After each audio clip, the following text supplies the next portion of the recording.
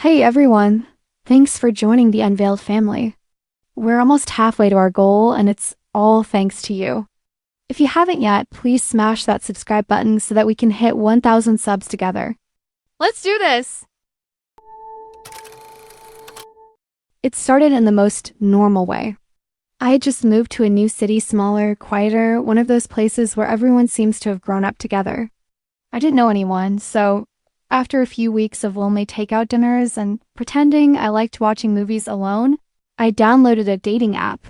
I wasn't even really looking for anything serious. I just wanted someone to talk to, maybe get a drink. Something human. That's how I met Declan. His profile stood out, but not in a flashy way. It wasn't the usual gym selfies or shirtless bathroom pics. Just him, smiling, sitting on a rooftop somewhere, the city skyline behind him. His bio was short something about loving old books, late-night diners, and hiking when the weather wasn't terrible. I liked that he didn't try too hard. We matched a few minutes after I swiped right. He messaged me first, and right away, it felt easy. He was funny in this kind of dry, sarcastic way that clicked with me immediately. He mentioned a quote from this obscure book I posted about months ago, something I didn't think anyone even noticed. We both loved the same podcast, had nearly identical music taste, and he even said he had this weird thing for dipping fries into milkshakes, which I've literally never met another person who does. It was like talking to someone I'd already known for years. At first, I just thought it was a crazy coincidence. You don't really question it when things feel good, you know? You just go with it. We talked constantly. He'd message me these random, thoughtful things like a link to a song he thought I'd love or a photo of a bookstore he passed because it looked like my kind of place. We hadn't even met yet, and I was already checking my phone too. Smiling like an idiot every time his name popped up. But there was this weird thing that started happening. He would say things I didn't remember ever telling him. Not big stuff, just little comments, like a nickname my best friend from high school used to call me, or a joke I made in a really old Instagram caption that I forgot even existed. I brushed it off at first. Maybe I had mentioned it. Maybe he was just really observant, but it kept happening. He quoted a tweet I deleted a year ago. He brought up a trip I took in college that I never posted about, only mentioned briefly in a tagged comment. It was like he knew everything. Not just the surface level stuff people share online, but the tiny details buried under years of half-forgotten posts and random digital crumbs. One night, I couldn't sleep, so I went through my social media trying to piece together what he could have possibly seen. I scrolled back years.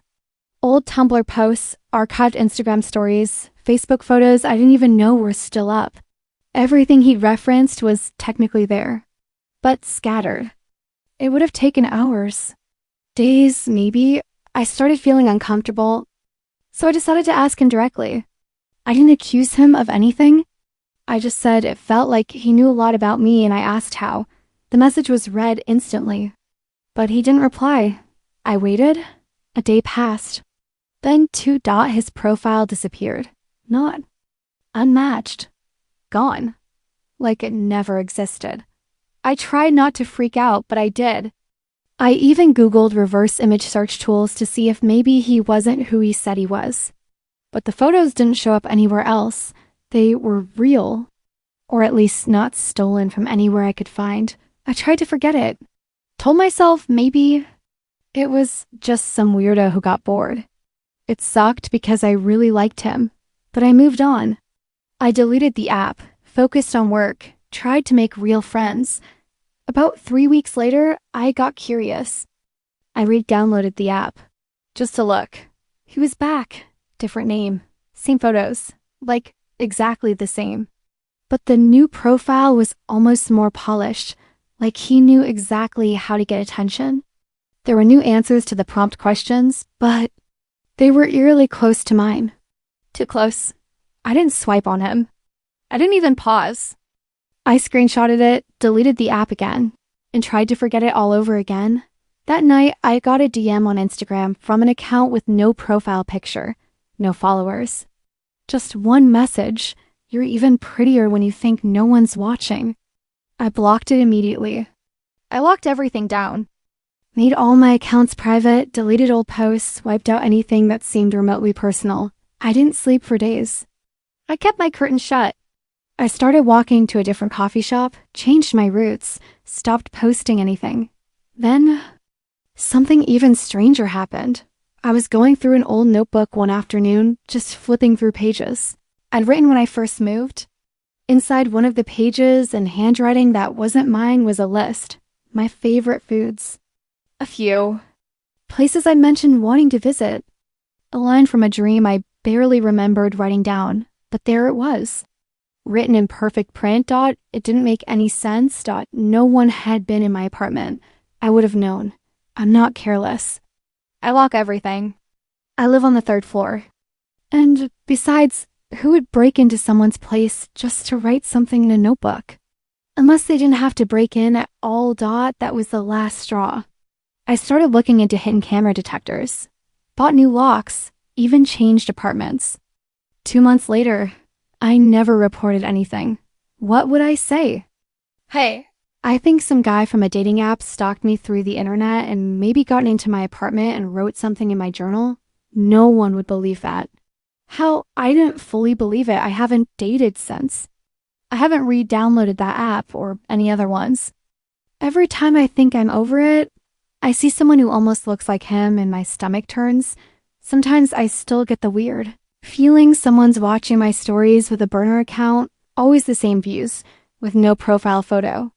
Always private, never any posts. And once, about a month ago, I got a message on a totally new platform I just joined. From someone named Cal, short for Declan.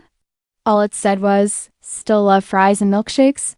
I didn't reply. I deleted the app again. And now I'm just hoping I never see him again. Wherever or whoever he actually is.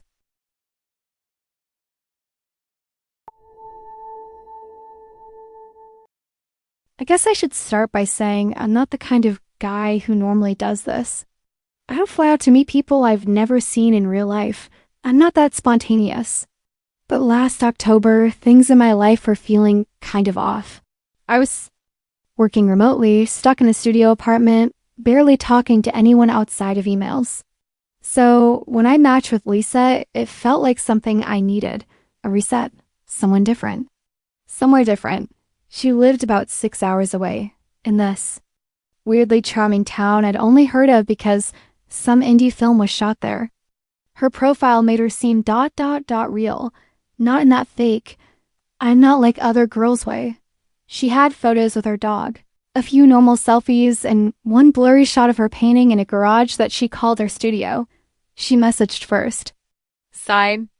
She liked a book I was reading. Said she had the same one on her shelf, folded pages and everything. We talked for a couple weeks. Nothing intense, just easy, laid-back conversations. She told me about this little guest house she owned behind her place. Said she usually rented it out to travelers, but it was empty that weekend. She offered it to me if I wanted to come visit. Said it would be better than a hotel and I could save some cash. It didn't feel weird at the time. I actually thought it was sweet. So I said sure. I drove out on a Friday. Her town was smaller than I expected. Not sketchy, just ... Too quiet. Like a touristy place that forgot it wasn't summer anymore. I met her that evening for dinner. She looked exactly like her pictures. That caught me off guard for some reason. Most people don't. Dinner was normal. Maybe a little awkward in that first meeting kind of way, but she was funny and she made good eye contact and I didn't pick up on anything that fell off. Afterward, she walked me around the neighborhood and showed me the guest house. It was cute. Small, one floor, kind of rustic, but cozy. Big windows, lots of plants. She had a little fridge stocked with snacks, towels folded on the bed, even a handwritten note welcoming me. I honestly thought she was just being thoughtful. The first night was fine. I slept great. Woke up late the next morning, made coffee, texted her to say thanks. She said she had a few errands, but we could meet up later. So I chilled for a bit, watched some TV, walked around the town. That night, we hung out again. She brought over wine. We talked on the porch of the guest house. I started getting this vibe that she didn't want to leave. Like she kept trying to keep the conversation going, even when there were obvious pauses. When she finally did go, she sort of lingered by the door, like she was waiting for something. It wasn't flirty. It was more like expectant. But I didn't read too much into it. I went to bed around midnight, and that's where everything started to go wrong. When I woke up Sunday morning, it was dead silent. No birds, no traffic, just this heavy, weird stillness. I got up, walked to the front door, and turned the knob lock, not just locked, deadbolted, from the outside. I tried the back door. Same thing. The windows didn't budge either. I checked every possible exit, and every single one was sealed. At first, I assumed it was a mistake. Like maybe she locked up the place while I was asleep and forgot I was still in there. I laughed, kind of nervously, and pulled out my phone to text her. No signal. Not just bad signal, nothing. Like the whole place was blocking it somehow. Then I noticed the router light was off. No Wi-Fi either. That's when I started to feel it, not panic. Not yet, but that creeping dread where your body knows something's off before your brain wants to accept it. I called out for her. Yelled her name a few times from the front window.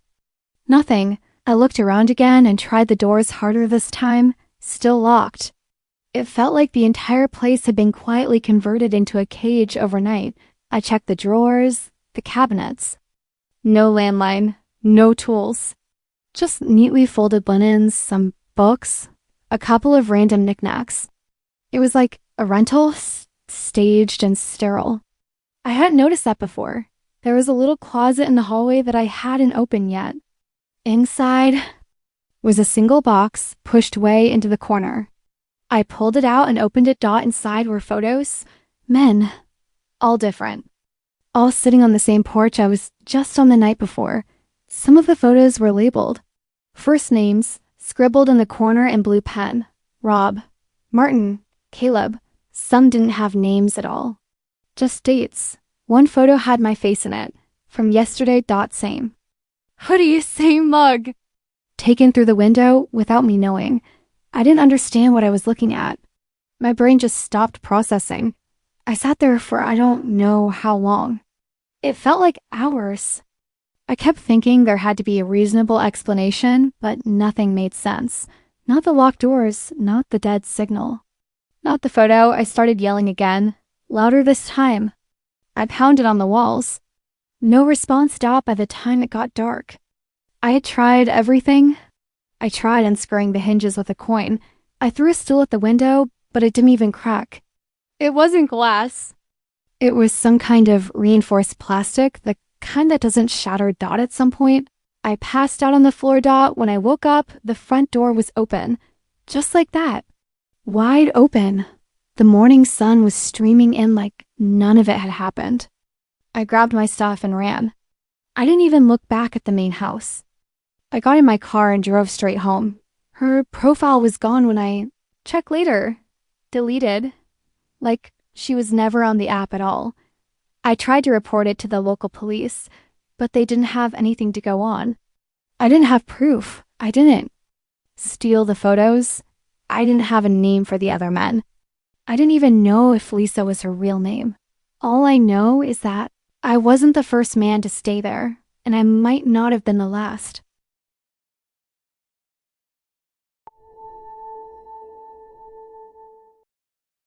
I met Adam on Hinge in early February during that kind of stretch where everything in my life felt like it was just dragging.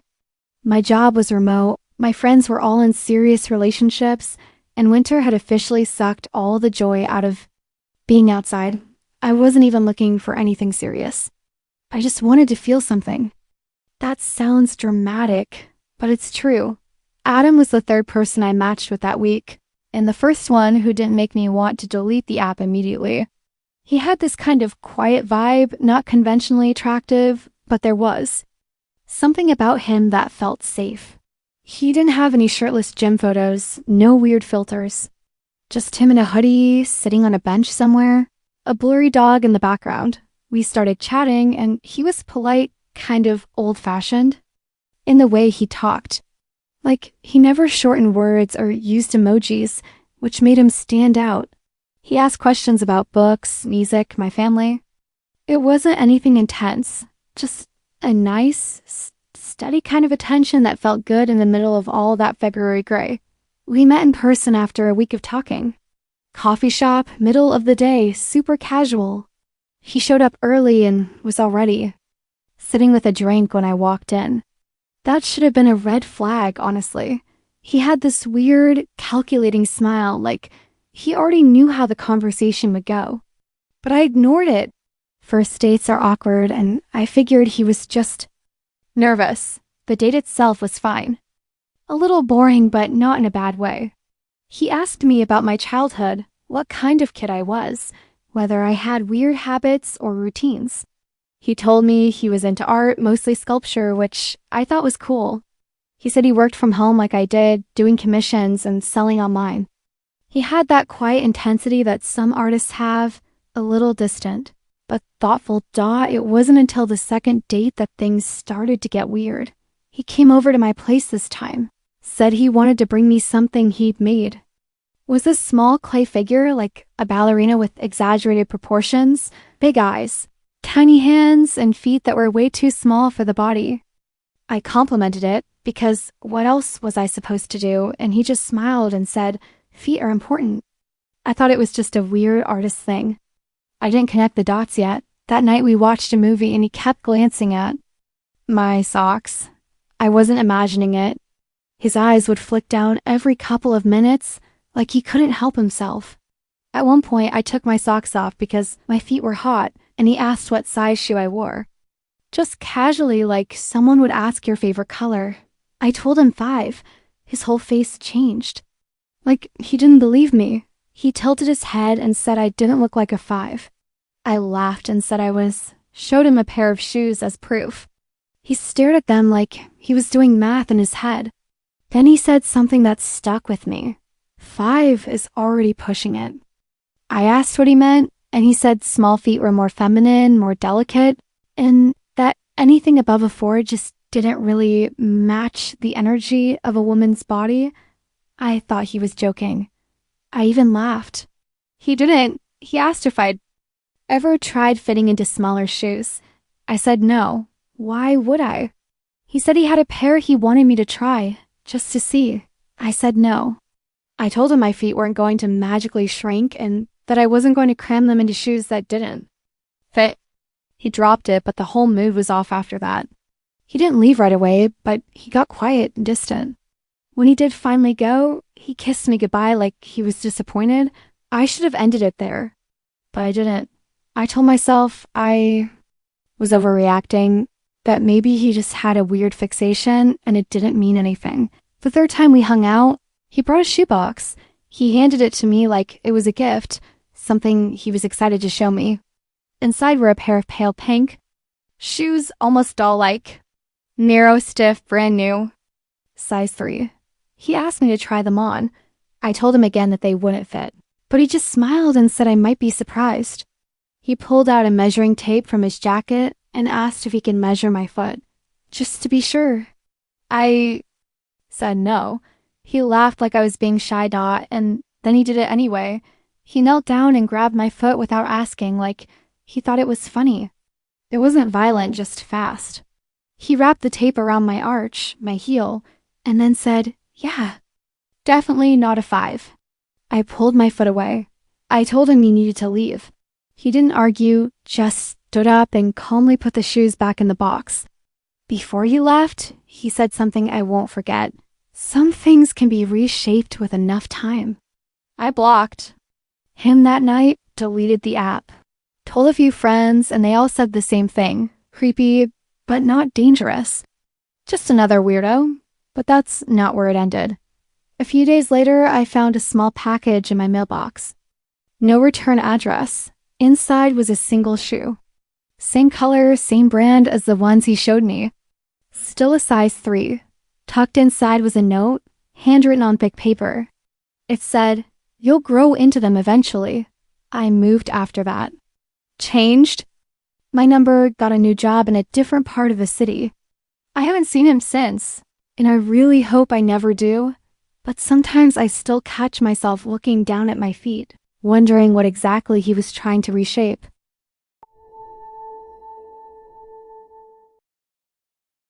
When people talk about bad dates, they usually mean awkward small talk or someone showing up 20 minutes late wearing something unwashed. They don't usually mean private investigators or someone camping outside your workplace. But here I am, telling this story, and yes, it's real, at least as real as I remember it. I've gone over it in my head 100 times, and I still don't really get how it all unraveled so fast. I matched with Chris on a Thursday. I remember because I was halfway through eating takeout and watching some cooking show I didn't care about. She had one of those sharp-edged profiles, nothing crazy. Just photos where she looked good and captions that made her seem confident, sarcastic in that way that doesn't come off fake. Her bio said she liked true crime, which I thought was kind of funny in a meta way considering how things went. We talked for a few days, then met up for coffee. It went well. Not fireworks or anything, but she made me laugh a few times and seemed interested in what I had to say, which is more than I can say for a lot of dates. She talked a lot about her job, something in property management, and mentioned she'd just gotten out of a weird situationship. I remember she said it like it still annoyed her after the first date. We texted pretty much every day. She'd ask what I was doing, send me photos of her dog, that sort of thing. I wasn't super invested yet, but she was nice enough and easy to talk to, so I didn't overthink it. Second date was dinner. She picked the place, this low-lit Italian spot where everything smelled like garlic and balsamic vinegar. I remember she made a joke about how dim the lighting was and that it was good for ugly days, which made me laugh, mostly because she was objectively very put together. She wore a leather jacket and had this steady, direct way of looking at you, like she was always trying to read more than what you were saying. The date ended like most second dates do. Not dramatic. She asked if I was seeing anyone else. I told her no because I wasn't. It felt like a weird question after just 2 dates, but I figured maybe her last guy played her or whatever. I didn't hear from her the next day, which was fine. I was busy anyway. But the day after that, I noticed something strange. My Instagram had a few random story views from accounts with no profile pics and numbers in their usernames. That's usually bot stuff, so I ignored it. Then my coworker, who I tagged in a post earlier that week, said some weird account had followed her and like 10 photos in a row. She joked that maybe I had a stalker. I brushed it off until later that week when I left work and noticed a car sitting across the street from the building. It wasn't doing anything, just parked, engine off, guy in the front seat looking down at his phone, but something about it felt off. Like I'd seen the car there before earlier that day. And the day before that, I didn't mention it to anyone. I still thought maybe I was just being jumpy. But that night, I got a message from Chris. She asked if I was still being honest with her. I said yeah. Then she sent this long paragraph about how she didn't appreciate being lied to. How? She'd seen things with her own eyes. How all men were the same. I had no idea what she was talking about. I asked her to explain. She didn't. She just said, I already know. You don't have to admit it. After that, I stopped responding. Something had clearly flipped in her, and I didn't want to feed into it. But that was a mistake, because ignoring her didn't make it go away. If anything, it escalated the next week. I got a phone call from a number I didn't recognize. I let it go to voicemail. The message was from someone who said they were a private investigator. They didn't say what agency, just that Miss K had hired them to verify some things about me. The voice was calm, too calm, like this was routine. I had blocked the number, obviously. But I started getting texts from another one, asking where I was going that weekend, if I was really alone. Like I said I'd be. Stuff that made it clear someone was watching me at that point. I called my friend Jamie. She's one of the few people I trust with this kind of thing, and told her everything. She was the one who told me to start documenting everything. Screenshots, timestamps, any weird phone numbers. I even took a photo of the car when it was parked across the street again, just in case the car stopped showing up after a few days.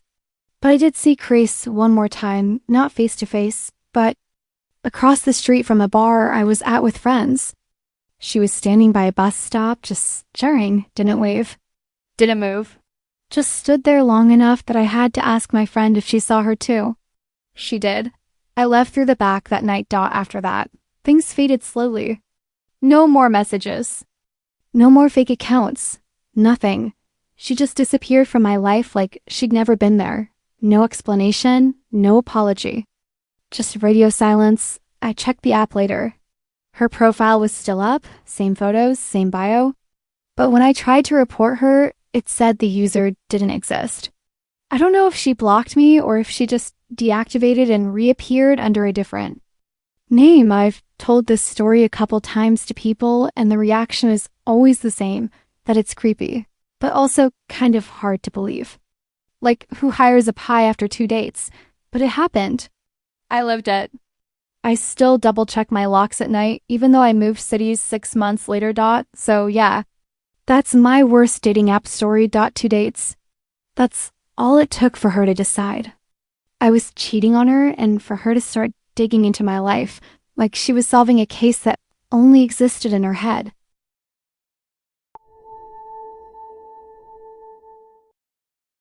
I never thought I'd have a dating app story that made me want to delete every single app forever, but then Sean happened. It started out normal enough, just me scrolling through my phone like usual. You know the drill. Swipe left, swipe right. Try not to get too invested because most of these people don't end up being worth the time. But Sean popped up on my screen, and honestly, his pictures were kind of a relief. No over-the-top gym selfies, no cliché poses in front of expensive cars, no pretentious quotes about finding the one. Just simple photos, him smiling. A few casual shots outdoors, nothing too flashy. His profile was straightforward too. Just a few lines about liking hiking, classic rock, and coffee, nothing dramatic. It felt like he wasn't trying too hard, and that was refreshing. So, yeah, I swiped right. We started chatting and the vibe was chill. Not intense, not boring, just easy. We traded music recommendations, joked about how terrible some dating app bios can be, and agreed to meet for drinks that Friday night. The bar we picked was one of those small downtown spots with dim lighting, overpriced cocktails, and a crowd that looked more interested in their phones than in socializing. I was hoping for a decent time, nothing spectacular, but still curious.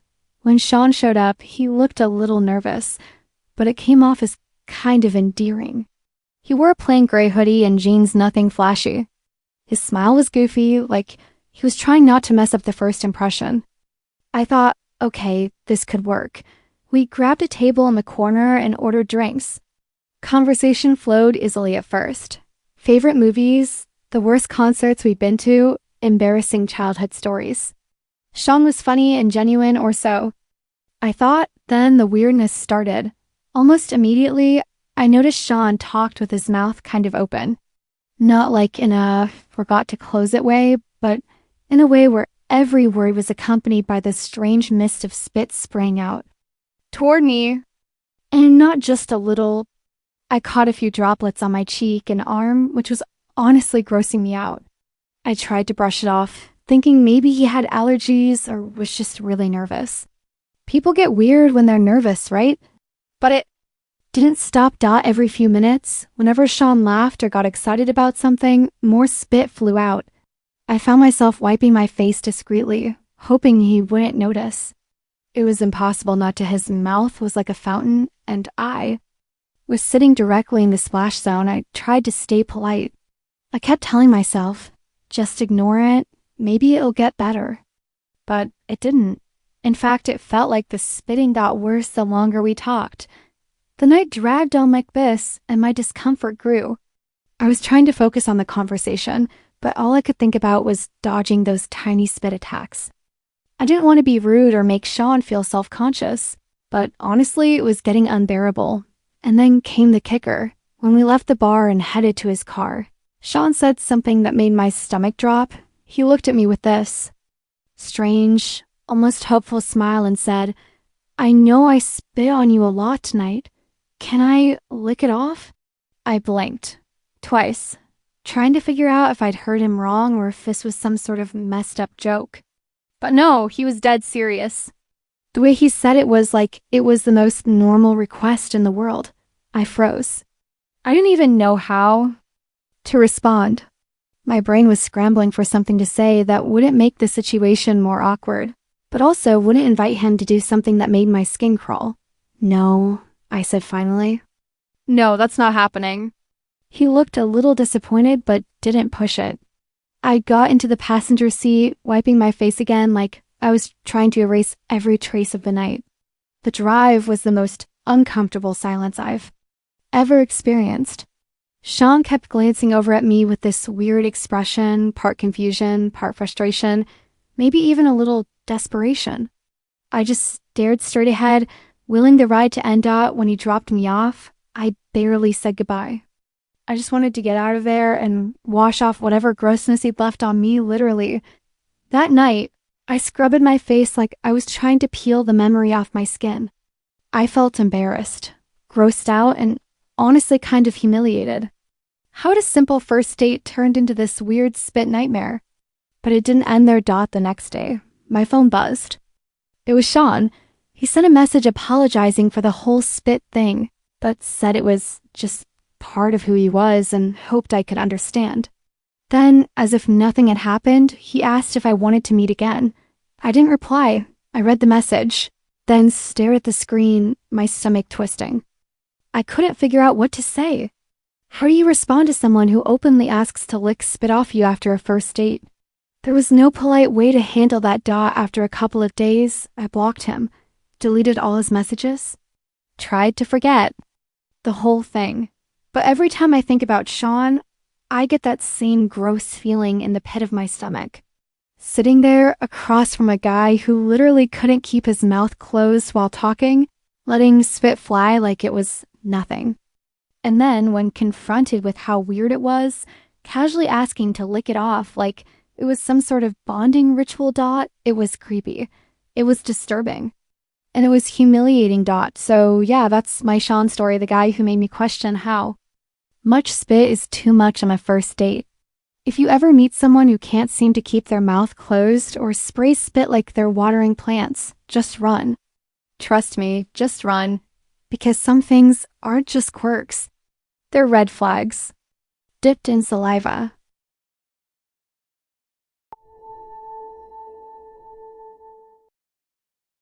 You know how sometimes you just know a night's going to be different? Like you wake up and feel it in your bones before you even get out of bed? That's how it was when I met Holly. It's weird because I wasn't even expecting much, just another swipe, another maybe, another a moment. But something about her profile caught my eye. Not the usual post photos or those cheesy captions that scream, "Look at me," but something real. She had this smile in her pictures that looked like she was mid-laugh, like she was having fun. And wanted you to have fun too. We matched pretty quickly. And honestly, the chat wasn't super long or weird. It was just easy. No pressure, no jumping through hoops. She had this way of making even the dumbest questions feel like actual conversation. When we finally set a time to meet, I wasn't nervous. I was curious. The night we met was one of those perfect nights that city folk always talk about, the kind where the air smells like warm rain and the streetlights look softer somehow. We met at this little cafe tucked away in a side street, one of those places with fairy lights strung across the ceiling and old books on every shelf. It wasn't fancy, just cozy. She arrived right on time, wearing a simple jacket and a scarf that matched her smile, warm and inviting. When she laughed, it was contagious. We talked for hours about everything and nothing. Music, bad movies, childhood memories. Every time she laughed, it was like the whole room got lighter. We had this weird chemistry I didn't really expect. It wasn't just attraction. It was like talking to someone who actually got you, or at least wanted to. Tried. As the night wore on, the cafe emptied out except for us and the barista wiping down the counters. She told me stories about her small hometown and the kind of people who stayed stuck there, the ones who never left. I shared some of my own stories, half joking about my terrible dating app luck. The conversation felt effortless, like we'd known each other much longer than a couple of hours after that night. I was on cloud 9. Holly wasn't just some face on a screen anymore. She was real. And not just real, she felt like something I wanted to hold on to. So the next day, I tried to check her profile again, maybe just out of habit or because I wanted to see if she posted anything new. But it was gone at first. I thought maybe she deleted it or changed her mind about dating apps. I shrugged it off, figured I'd just message her on the number she gave me and ask what's up. Except when I went to message, her number wasn't in my contacts anymore. Like, it vanished. I even checked my phone records. No calls, no texts. It was like she never gave me her number at all. Confused, I tried messaging her on every other platform I could think of: Instagram, Facebook, even LinkedIn. Nothing. No profile, no picture, no trace. It was like she disappeared. That's when it got weird. I mean, really weird. Weeks passed and I couldn't stop thinking about her. I kept Googling her name, hoping maybe she popped up in some news story or local event. Then, one night, I stumbled across something that stopped me cold. There was a missing person report, filed months before we matched. Same name, same photos. The date of disappearance was way before we ever started talking. I stared at the screen. Heart pounding. It didn't make sense. How was she alive and sitting across from me a few weeks ago if she'd been missing for months? I showed the report to my best friend, who said I should probably just forget it and move on. But I couldn't. I started digging. Checked forums, local news sites, even old social media posts from people who might have known her. The more I looked, the more I found people mentioning her in comments, friends hoping she'd come back, family desperate for answers, thought it felt like I'd been part of something impossible. Like I'd met a ghost pretending to be real, or maybe someone using a stolen identity. I even thought about the date itself, how real it felt, how her laughter echoed like it was never rehearsed, how every detail seemed too vivid to be fake. And yet, here was proof that, officially, she hadn't been around for months. The creepiest part? No one knew where she was or what happened to her.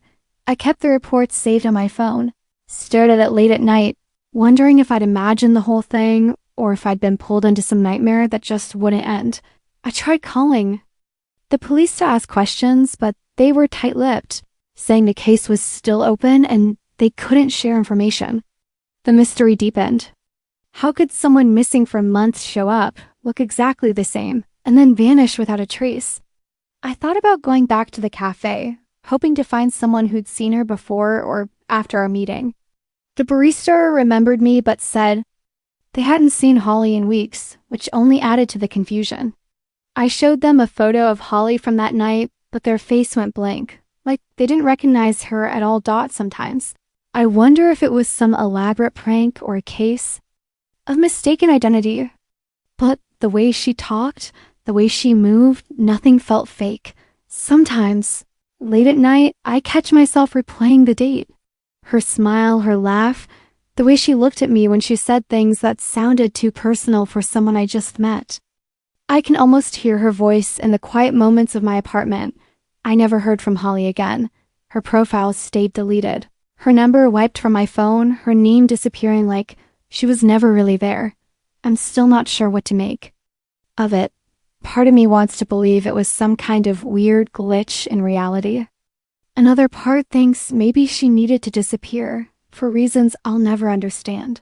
But sometimes, when I'm alone and scrolling through dating apps, I wonder if I'll ever see her face again, or if that's the last real connection I'll ever get. And in the back of my mind, there's a quiet, unsettling thought. What if Holly wasn't just a girl I met on a dating app? What if she was something else entirely? Something that was never meant to be found.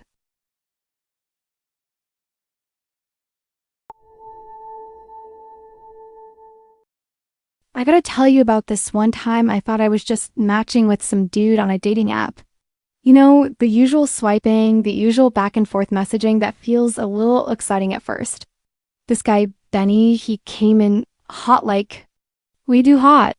He was flirting nonstop, way more intense than anyone I'd dealt with before. I'm talking about the kind of flirting that makes you pause and wonder if you missed some memo about how to handle that kind of energy on a first message. At first, I thought it was flattering. You know how it feels when someone's super into you? It messes with your head a little. Like maybe this time it could be different. Then he didn't waste time with the small talk. He was right there, dropping compliments, asking weirdly personal questions, and just going full throttle. It was almost like he wanted to convince me instantly that he was the one or something. I remember one night he messaged me like, "I swear I've never met anyone like you." You get me? It sounded sweet in a way, but it was also a little much. I'm not the type to jump into things fast, especially not with someone I barely knew, so I tried to slow it down.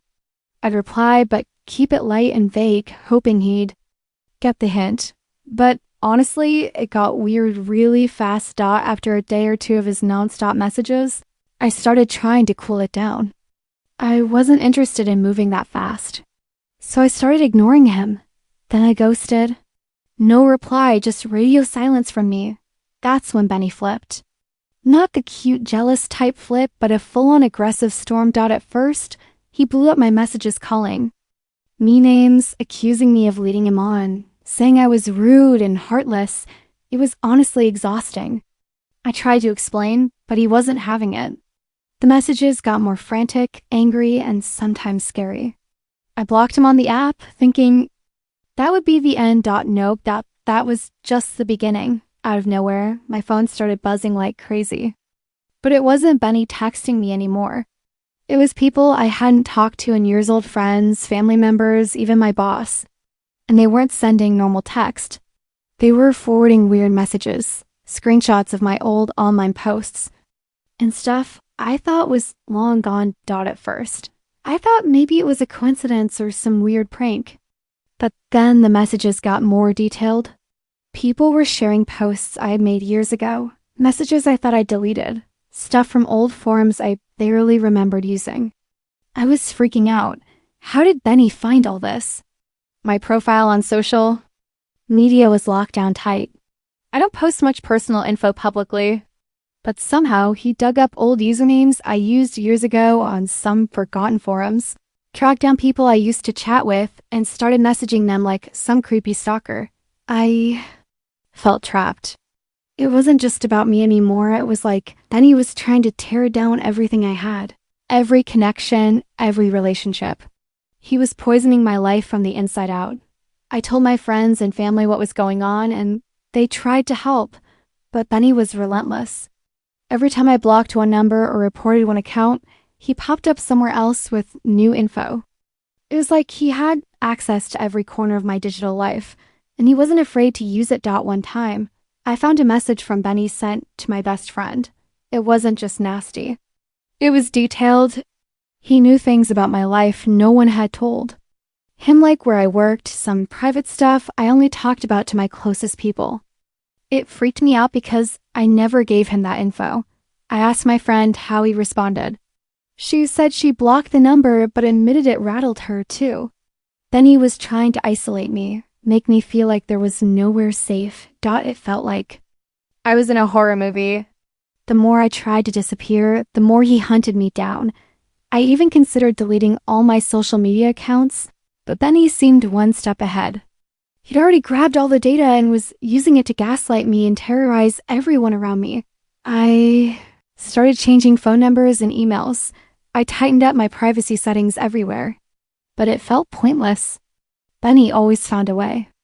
Back in, sometimes through a forgotten account, sometimes through a hacked profile, sometimes through old friends who didn't realize what was going on. One night, after weeks of nonstop harassment, I woke up to dozens of missed calls and texts from unknown numbers. I felt exhausted and helpless. I called the police and reported everything. They took it seriously, but tracking someone like Benny online is like trying to catch a ghost. He'd vanish, then reappear under a new name, new profile, new numbers. The tech-savvy cat and mouse game dragged on with no end in sight. The worst part was the emotional toll. I was constantly looking over my shoulder, double-checking who was contacting me, paranoid about everything I said or did online. I felt vulnerable in a way I never had before. What started as some annoying dude on a dating app turned into a nightmare. That invaded every part of my life. Benny never wanted a date. He wanted control. He wanted to break me down and isolate me. Eventually, I had to lean on friends and family more than ever. I talked to a counselor to help with the anxiety and fear. It's still a long road, but I'm learning to reclaim my life piece by piece. So, yeah, if you ever feel like someone's way too intense, too fast on an app, trust that gut. Because sometimes it's not about dating at all. It's about something much darker, and you're just the target.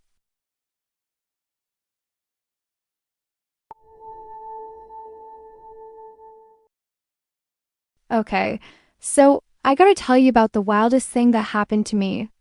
It's the kind of story that sounds made up but is 100% real, and it all started with this girl named Bryony. We went out on one date, just one about 3 years ago. It wasn't a big deal or anything. I mean, there was no real spark, no let's see each other again vibe. We ended it there easy. No drama, no weirdness, just two people deciding they weren't clicking. The date itself was pretty forgettable. We met at a casual spot downtown, a place with neon signs and loud music where they played retro hits. I remember we both ordered the same burger and fries, and I tried to crack a joke about the waiter's terrible memory. Bryony laughed, but honestly, I didn't think much of it. The conversation was polite, mostly surface-level stuff about work and hobbies. Nothing deep, nothing special. I figured maybe she was nice, but not really my type. Fast forward 3 years, and here I am about to get married. My girlfriend and I had been together for a while. Things were great. We were happy. The wedding day had finally arrived. I was standing there in my tux, surrounded by family and friends, ready to walk down the aisle and start the next chapter of my life with someone who meant everything to me. That's when Bryony showed up. Yeah, out of nowhere, like some kind of scene from a bad movie. The whole wedding room went silent when she stormed in. People stopped talking mid-conversation. Forks paused halfway to mouths, and even the background music seemed to dull. It was like time stopped for a second. She wasn't just some random guest sneaking in either. She marched straight to me, eyes wild and unblinking, like she'd been holding something inside for years and finally decided to let it out. I barely recognized her at first. It had been years, and she looked different, harder somehow, more intense. And then she started talking. She said she loved me, like not just a little crush or something casual. She claimed she had loved me since that first night, and nothing had changed in all the time since. Her voice was calm but urgent, like she was trying to convince herself as much as she was trying to convince me. It was insane. I was standing there, frozen, trying to figure out if I'd stepped into some kind of nightmare or if everyone else was in on a prank. My brain was scrambling to make sense of it. What the hell was happening? How did she even get in? Why now? And most importantly, why was she doing this in front of everyone? I remember thinking back to that night with her. That casual, almost forgettable dinner where I thought nothing much of her or the date. I had no idea she'd been holding on to it like some twisted secret all this time. Meanwhile, here she was, shouting in front of my soon-to-be wife, family, and hundreds of guests, insisting she belonged with me. The weird thing was how calm she seemed, like she had rehearsed this moment a million times. She wasn't just there to cause a scene. She had a plan, and part of that plan was reminding me of the details of our date, the restaurant, what we ordered, even that dumb joke about the waiter's terrible memory. Stuff I barely remembered, but apparently stuck with her like it was carved into her brain. People around us were staring, some whispering to each other, others pulling out their phones to record. The mood shifted instantly. My soon-to-be wife looked confused and kind of scared, her eyes searching mine like asking what was going on. Honestly, I didn't know what to say. I wanted to make it stop, wanted this day to stay perfect, but was slipping away in front of me, and then Bryony dropped the biggest bomb. She told me she'd been following me online for years. She said she watched every step I took, knew where I worked, what I did in my free time, even some private things I never shared publicly. The level of detail she knew was chilling. I hadn't realized how much until I saw the way she talked, how she referenced things I thought were buried deep in my past. That's when it hit me that this wasn't some random crush or a last-minute freakout. This was an obsession. A dangerous one. Something that had been simmering under the surface, waiting for the perfect moment to explode. And that moment was right there, in front of the people I loved most. On one of the most important days of my life, security had to step in after a while. But Bryony just kept talking, pleading, trying to convince me that we were meant to be together. She said she'd been planning this moment for years, thinking that someday I'd realize she was the one. It felt like something out of a thriller movie, except it was happening to me right there in a real wedding ceremony. After they finally escorted her out, the entire day fell off. Like no matter what happened next, things were never going to be the same again. I kept thinking about how easy it was for someone to quietly build this whole story in their head about a person after just one date, and then act on it in the most dramatic, disturbing way possible years later. I haven't heard from Bryony since that day. The wedding went on, the vows were said, and my life moved forward. But sometimes, late at night when everything is quiet, I still wonder what she's doing. If she's out there somewhere, still holding on to that night, still imagining what might have been. It's wild to think how one night that barely meant anything to me became this huge, disturbing moment that crashed one of the most important days of my life. How someone can create a whole alternate reality from a single date and then show up years later to demand it be real. So yeah, that's my story. One date. 3 years. And a wedding almost ruined by a ghost from the past who refused to stay gone.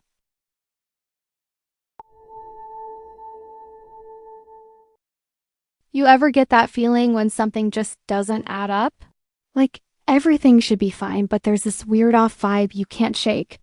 That's exactly how things started for me when I began seeing someone new after breaking up with Tom. At first, I thought I was just being paranoid, or maybe it was just leftover stress from the breakup.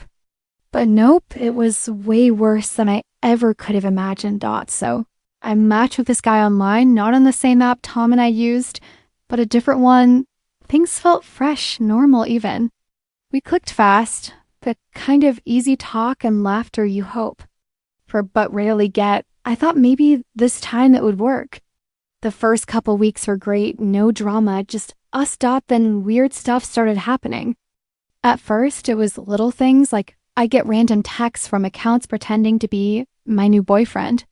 They'd say messed up, creepy stuff that didn't even sound like him, but somehow felt personal.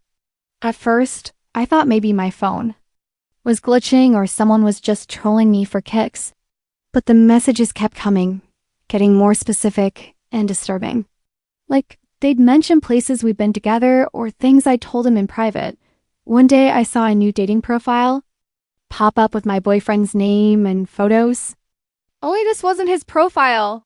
Someone was pretending to be him, messaging people as if they were him. That was the moment I started to freak out. I showed it to my boyfriend, and he was just as confused and freaked as I was. We reported the profiles, blocked them, but more kept appearing. What made it even creepier was when my ex, Tom, started showing up at places I went. Sometimes it was obvious, like he'd just happened to be at the coffee shop I visited or nearby when I was at the gym. Other times it was more subtle, like a glance out of the corner of my eye while I was at the grocery store or walking. My dog. I told a few friends, but they brushed it off, saying maybe it was a coincidence or I was imagining things, but I knew it wasn't. Tom had been obsessed before, always checking up on me, but this felt different. More calculated, more scary.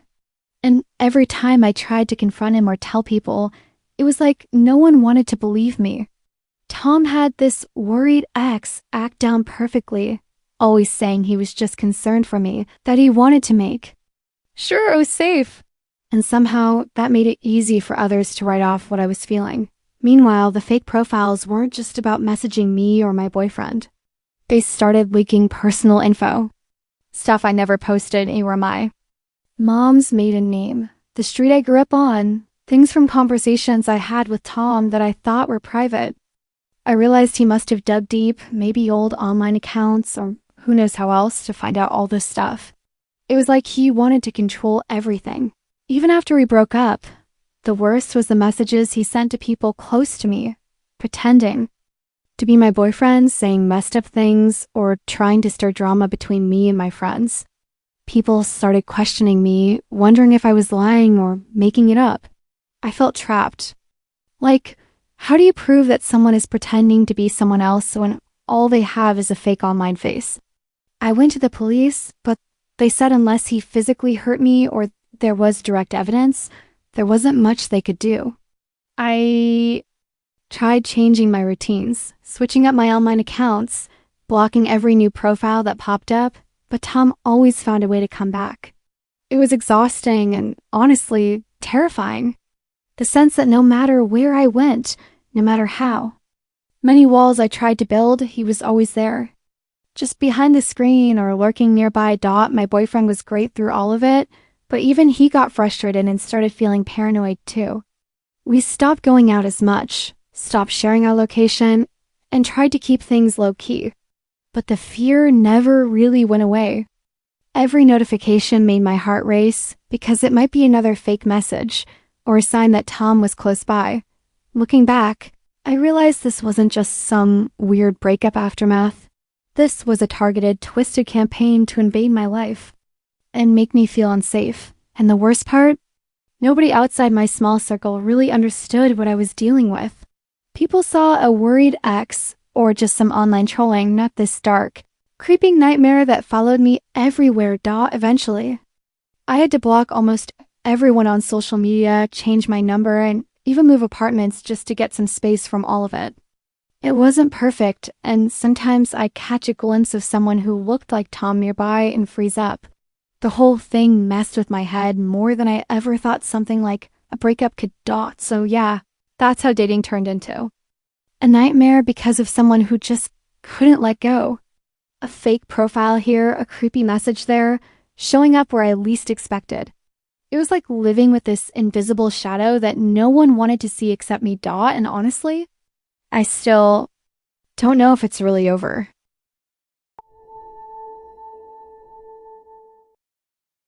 So this all started when I matched with Ginny.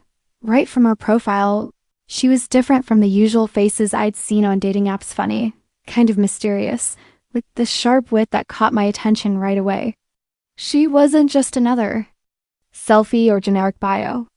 There was something intriguing about her. We messaged back and forth for a few days, and everything seemed chill. The conversations flowed easily, flirty but casual, with jokes and teasing that felt natural. I thought maybe this could turn into something. Then out of nowhere, she hit me up with something wild, an invite to this private group chat. At first, I thought it was a joke or maybe some sort of prank. Like, maybe she just wanted me to meet her friends or something casual. But no, it wasn't like that at all. When I opened the chat, it was full of other guys, maybe 5 or 6 at first, all apparently dating Ginny at the same time. It was weird, sure, but also kind of thrilling. Like, here's this girl who's juggling all these guys, and I'm getting a backstage pass to this secret, exclusive world. At least, that's what I thought before things got seriously twisted. First, the messages were sort of normal guys joking around, sharing plans, making fun of each other in a competitive but harmless way. But then the tone shifted. I started seeing messages about who saw her last, where she was hanging out, and even who got stood up. It was like this strange competition, but not the fun kind. More like a sick game they were playing with her and with each other. One guy bragged about tricking her into canceling plans with another guy. Another posted screenshots from her private messages, and they all laughed like it was some kind of trophy or prize. They were tracking her every move, sharing locations, and comparing notes like She was some kind of object to be won or controlled. It felt wrong, like I was watching something dark and twisted unfold, but the others seemed totally fine with it, maybe even enjoying it. I tried to back out, but the weirdest thing was that Ginny kept adding more guys. The group chat kept growing, like some kind of cult or secret club where the main goal was to humiliate and mess with us. The more I read, the worse it got. There were discussions about psychological tricks to confuse us, turning us against each other, and even attempts to make some of us jealous or paranoid just for their amusement. I realized Ginny wasn't just dating us. She was running this entire setup where she held all the power, pulling strings behind the scenes like a puppeteer. It felt like a twisted social experiment or some dark, organized scheme designed to keep us hooked but broken. They shared ideas on how to manipulate us, how to make sure none of us figured out the full picture or escaped easily. There was this one night when the chat blew up because Ginny checked in with all of us in real time. We all had to send updates on where we were, what we were doing, even who we were with.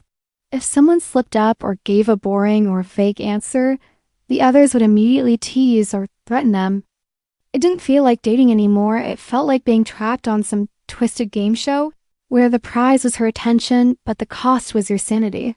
What scared me the most was how none of us were allowed to talk to each other outside the group. If anyone tried, Ginny or the other guys would find out and punish whoever broke the rules. Punishment wasn't physical, but it was emotional torture, ghosting you for days, spreading rumors, making you feel worthless and alone. It was honestly the worst kind of manipulation I'd ever experienced. The worst part? The fear that came with it, the constant anxiety that you could screw up and lose everything at any moment. At one point, I couldn't take it anymore. I tried to confront Ginny, told her I wanted out, that this was toxic and messed up. But she just laughed, like full-on laughed. She said she loved how we all competed for her attention, that it was her way of controlling the chaos around her. She admitted openly that we were all just pieces in a game she ran perfectly.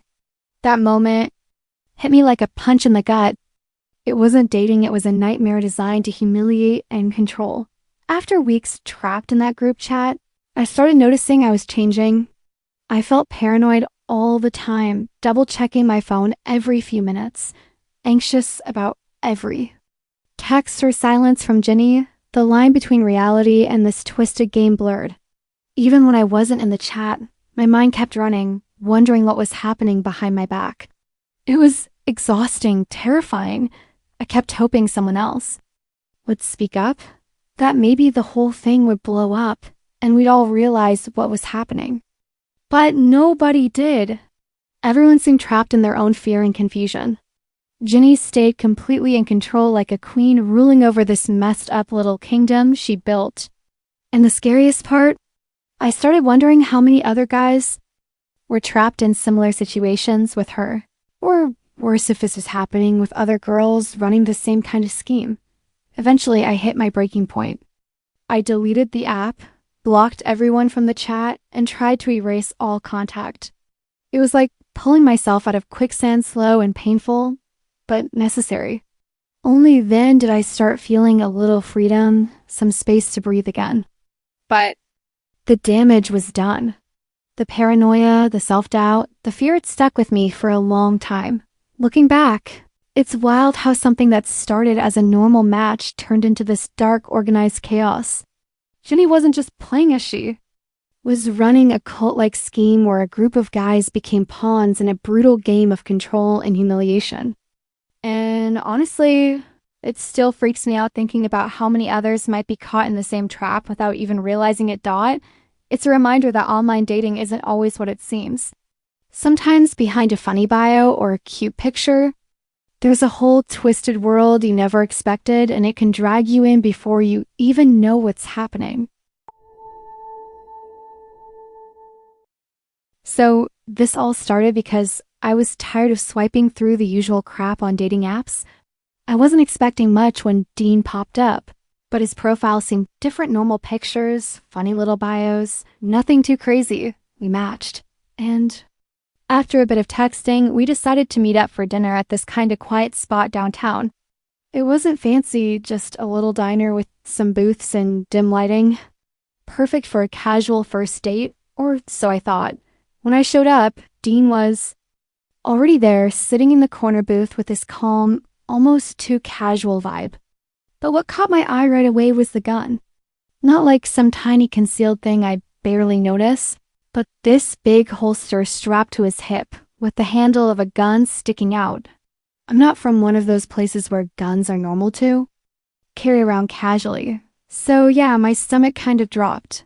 I tried to act chill, but honestly, I was freaking out on the inside. Like, who shows up to a first date with a gun? It wasn't just there hidden away. It was out in the open, and I couldn't help but stare. At one point, I had to ask if he was a cop or something, because maybe that would explain it. He just laughed and said no explanation. Just a laugh. That laugh didn't help. It made everything feel off, like a red flag waving right in front of me. But I didn't want to be rude or run away from the first real connection I had in months. So I sat there trying to focus on the conversation, but every time he moved, I noticed the gun shifting on his hip, and it made me super uncomfortable. We talked about normal stuff at first work, music, stupid stuff from our lives. But the whole time I was watching him more than listening. I kept wondering why he felt the need to bring that gun with him. What if he was dangerous? Or worse, what if something happened and he pulled it out? I didn't want to imagine that, but it kept creeping into my head. The diner was quiet, but somehow I felt like everyone was noticing too, or maybe it was just my own nerves talking. I could feel my hands getting clammy and I didn't even know what to do with myself. I thought about making an excuse to leave, but I didn't want to make a scene. Still, I was ready to bolt the moment the date was over. The weirdest part? Dean didn't seem to notice my discomfort at all. He was just super laid back, eating his burger like it was no big deal. Like the gun was just another accessory or something. When I asked again why he carried it around, he shrugged, saying he just liked to be prepared. That answer felt more like a warning than a comfort. After dinner, I told him I had to get going, and he said he'd walk me to my car. The walk was tense. I kept glancing at that gun, thinking about how close it was to me. I felt trapped between wanting to be polite and the urge to get as far away as possible.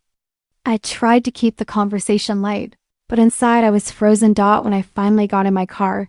I locked the doors right away and didn't look back until I was out of the parking lot. My hands were shaking and I couldn't stop replaying the whole night. I texted a friend about it and she told me to trust my gut, which I usually don't ignore. But I kept telling myself maybe I was overreacting. Maybe he was just a guy who liked to feel safe or something. Over the next few days, I couldn't stop thinking about Dean. I tried texting him, hoping to get a better read on the situation. But his responses were weird vague, sometimes almost too friendly, but with this underlying edge I couldn't explain. When I asked about the gun again, he avoided the question or joked about it. It didn't feel normal, and honestly, it scared me more than ever. Then things got worse. I started noticing strange things. Messages from unknown numbers showing up on my phone, sometimes just a single creepy emoji or a photo of my house taken from far away. My friends started telling me they saw this guy hanging around places I'd been, and it was definitely him. But when I brought it up, he played it off like he was just looking out for me, or that I was being paranoid. I blocked him on all social media and changed my number, but the fear stuck around. I couldn't shake the idea that I put myself in danger by going out with someone who carried a gun like it was nothing, who laughed off questions about it and then started creeping on me in real life. Looking back, I realized how stupid it was to ignore that gut feeling that night, how I wanted to believe things would be normal, even when the warning signs were flashing in neon. Dean wasn't just some guy who liked to carry a weapon, he was someone who made me feel unsafe. And that's a reality I couldn't escape after one date. Sometimes I wonder what would have happened if I hadn't left when I did, or if I had said no to meeting him in the first place. But then I remind myself that trusting yourself matters, even when it's hard. This whole thing left me shaken, a reminder that some people bring danger with them, even if it's hidden behind a smile. And a casual laugh.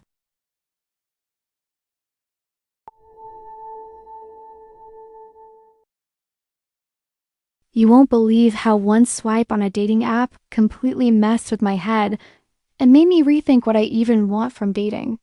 It started off pretty normal, at least. That's what I thought, but ended up being something totally off and way more complicated than I expected. Here's what happened when I matched with a girl named Sharon. So I'm scrolling through the usual crowd of profiles, and Sharon's pops up. Her pictures are kind of artsy, the kind with good lighting and some subtle filters that make her look flawless. She seemed cool, independent, a bit mysterious, but in a chill way, not over the top. We started chatting and it went smooth. I mean, the usual back and forth, a little teasing, jokes, some talk about music and weekend plans. Nothing weird, just normal stuff. She was into traveling and good food, so we decided to meet up at this cozy cafe downtown. The place was one of those little hidden gems with exposed brick walls and dim lights that make everything feel a little warmer. When I saw her sitting there, I thought she looked exactly like her pictures. Maybe a little older than I expected, but honestly, no. Big deal. She had this energy that made me feel like I was talking to someone who had lived a lot and knew how to enjoy life. I liked that vibe. The first couple of hours were surprisingly easy. Conversation flowed without forcing it, and I even found myself laughing more than I usually do on first dates.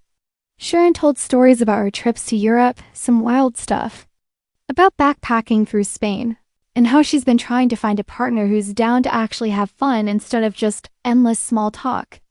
I was into it, thinking maybe this could turn into something real. But then, as the night went on, the mood shifted a little. Sharon started dropping hints about money and how important it was to have someone who could keep up with her lifestyle. At first, it sounded like bragging, but then it got weird. She mentioned how she'd been looking for a younger guy, someone she could spoil and who wouldn't expect a traditional relationship. Like, she wasn't just talking about dating, she was talking about some kind of arrangement. That's when things started to feel off. I was 26, just trying to meet someone without all the drama. And here was Sharon, who I learned was actually 60. She never said it straight up, but the way she talked about her ex-husbands, her successful career, and her special needs made it clear she wasn't your typical girl next door. She was upfront about wanting a sugar baby, but in this weirdly casual way that made me feel like I was supposed to be excited about it or something. I wasn't sure how to react. Part of me felt duped because I was expecting a regular date, not this whole power dynamic where money and control were the main deal. But part of me was also curious, like, what was this really about? Did she want a companion, or was this all some kind of game she played with younger guys? After that, the texts got strange. Sharon started making demands, telling me how she expected to be treated and dropping names of places she wanted to take me. It wasn't just hanging out anymore. It was like I was auditioning to be in her world, where I had to fit some roles she made up for me. The way she talked about her previous arrangements was almost like she was recruiting me to a secret club of wealthy older women and their younger partners. I tried to pull back, but every time I hinted that I wasn't sure about this, she'd flip it and make me feel guilty. Like, how could I not want to be with someone who offered to take care of me? She sent pictures of expensive dinners, designer clothes, even little gifts she claimed she'd buy if I stayed on board. It was like she was dangling this lifestyle in front of me to trap me. At one point, she invited me over to her place. I figured I'd at least see where she lived and figure out if this was a joke or serious. When I got there, the place was huge, way nicer than anything I'd expected for someone I'd just met. It was like a mansion filled with art and expensive furniture and a smell of something floral but heavy, like incense mixed with perfume. She led me to a room that looked like a mini office with photos of other guys on the walls. They all looked young, and when I looked closer, I realized they were kind of arranged like trophies. That was the moment it really hit me. Sharon wasn't just looking for a sugar baby. She was collecting them, like they were prizes or pets. The whole thing got cold and uncomfortable fast. I didn't know whether to laugh or freak out, but I felt trapped. She kept talking about the rules of her game, about how each guy had a place in her life, and how she expected loyalty, but also control over everything. I left that night feeling shaken. It wasn't just that she was way older or that she wanted money involved. It was the whole dynamic. The way she made it clear I wasn't dating her as a person, but as part of this bizarre setup she orchestrated. It felt like being pulled into a cult where the leader was wealthy and manipulative.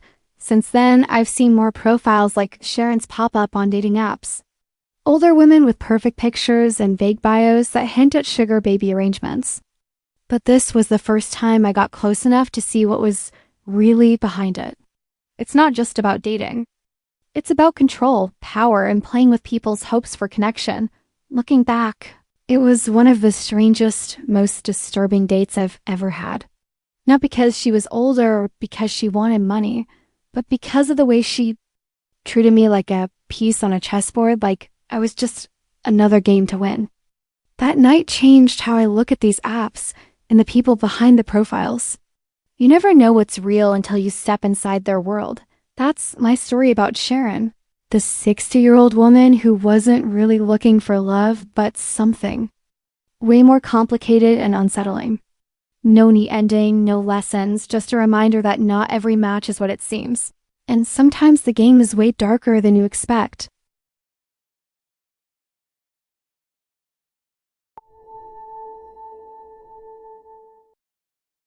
Okay, so this one time I thought I was just meeting someone normal from a dating app, but it totally spiraled into one of the creepiest things I've ever dealt with. It wasn't some obvious red flag or wild fight that messed everything up. It was more subtle and honestly way more unsettling. The guy's name was Ollie, and after one date, things started to get weird in a way I never expected. I matched with Ollie on a random Friday night. His profile was chillsome pictures of him hiking, a couple of shots with his dog, and a bio that was just funny enough to make me want to message him. We chatted for a bit and he seemed nice enough. So we set up a date for the following weekend at this little cafe a few blocks from my place. It wasn't anything fancy, but it was casual and easy, perfect for a first meet. When I showed up, Ollie was exactly what I imagined, kind of lanky, a bit awkward, but with this quiet confidence. The conversation flowed surprisingly well. We laughed at dumb jokes, talked about music and movies, and I left feeling like maybe this could be something. No weird vibes, no sketchy stuff, just a nice night. We hugged goodbye outside, and that was it. Nothing crazy, nothing memorable beyond just a good time.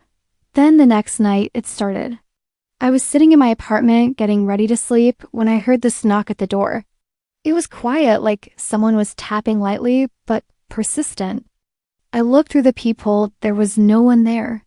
I waited a minute, then opened the door a crack, but no one was on the landing. I shrugged it off, thinking maybe someone had the wrong apartment or a neighbor messing around, but it didn't stop there. Every few nights, around the same time, there'd be that same soft knocking. I'd check every time nothing. No footprints, no packages, no notes, just silence in an empty hallway. I started getting a little paranoid. My building's usually pretty quiet at night, and I live alone, so it wasn't exactly comforting. I told a couple of neighbors about it, half joking that maybe I had a secret admirer or something. That's when things got weirder. One of them mentioned they'd seen a guy hanging around the building late at night a few times. A man who'd stand near the entrance, but vanish whenever anyone looked directly at him. Another neighbor said she spotted someone peeking around the corner one night, but when she turned on her porch light, no one was there. It all sounded too strange to be a coincidence. I started putting pieces together and realized it lined up with when I met Ollie. It was like after that one date, someone decided to start showing up outside my place. But I didn't want to jump to conclusions, maybe it was someone else, right? Still, the feeling in my gut was a knot that wouldn't untie. One night, I stayed up waiting, trying to catch whoever was knocking. Around midnight, I heard it again, soft taps on the door. I grabbed my phone and shone the flashlight through the peephole. For a split second, I saw a shadow just standing there, barely visible in the dim light of the hallway. Then the knocking stopped. I waited, but whoever it was didn't move. I was frozen, heart pounding, and then they just slipped away into the darkness. I called the building manager the next day, told them what was happening. They said they'd keep an eye out, but honestly seemed skeptical. I also blocked Ollie on the dating app and deleted his number. Something about all this felt tied to him, but there was no proof. Days passed and the knocking didn't stop. I started double-checking locks, pulling the curtains closed tight, and even bought a small camera for my front door. One night, the camera caught a glimpse of someone crouching by the entrance. The footage was grainy, but the figure looked like a man with messy hair and a hoodie. No face clear enough to identify. The worst part was feeling like I wasn't safe in my own home. I couldn't sleep properly because I kept hearing footsteps outside or the sound of someone lingering just beyond the walls. My friends started getting concerned. They told me to call the police, but how do you explain this? Someone keeps knocking on my door but disappears before I open it? It sounded crazy even to me. I tried messaging Ollie again, just to ask if he knew anything or if he'd been nearby. No reply. I checked his profile, it was gone. Like he deleted everything. No social media, no trace anywhere.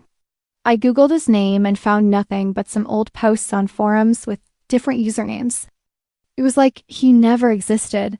One neighbor told me they saw the guy lurking again. The night before I found out Ollie was missing from every app. Another said he was standing too close to their door once, and when confronted, just vanished again.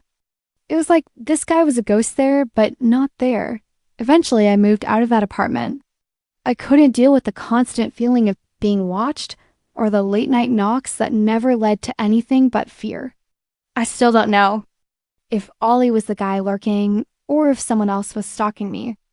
The whole thing left me so uneasy that even now, years later, I check the locks twice before bed and avoid answering my door at night if I'm home alone. Looking back, that one date seemed harmless, but something about Ollie was off. Maybe he liked having control, watching from the shadows, knowing I was alone and vulnerable. Or maybe it was just some twisted game he played, disappearing when I wanted answers. I don't have some dramatic ending or confrontation with the stalker. Nothing got solved. It's just a weird, scary chapter that came from the simple act of swiping right. The whole thing still creeps me out, and honestly, I'm not sure I'll ever really feel safe dating again. It's like you never really know who's behind the screen or what they might do once you let them into your life.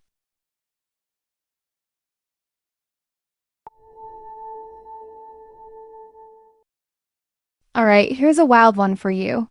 I never thought I'd be sharing a story like this, but honestly, it's one of those moments so messed up you can't forget it no matter how much you want to.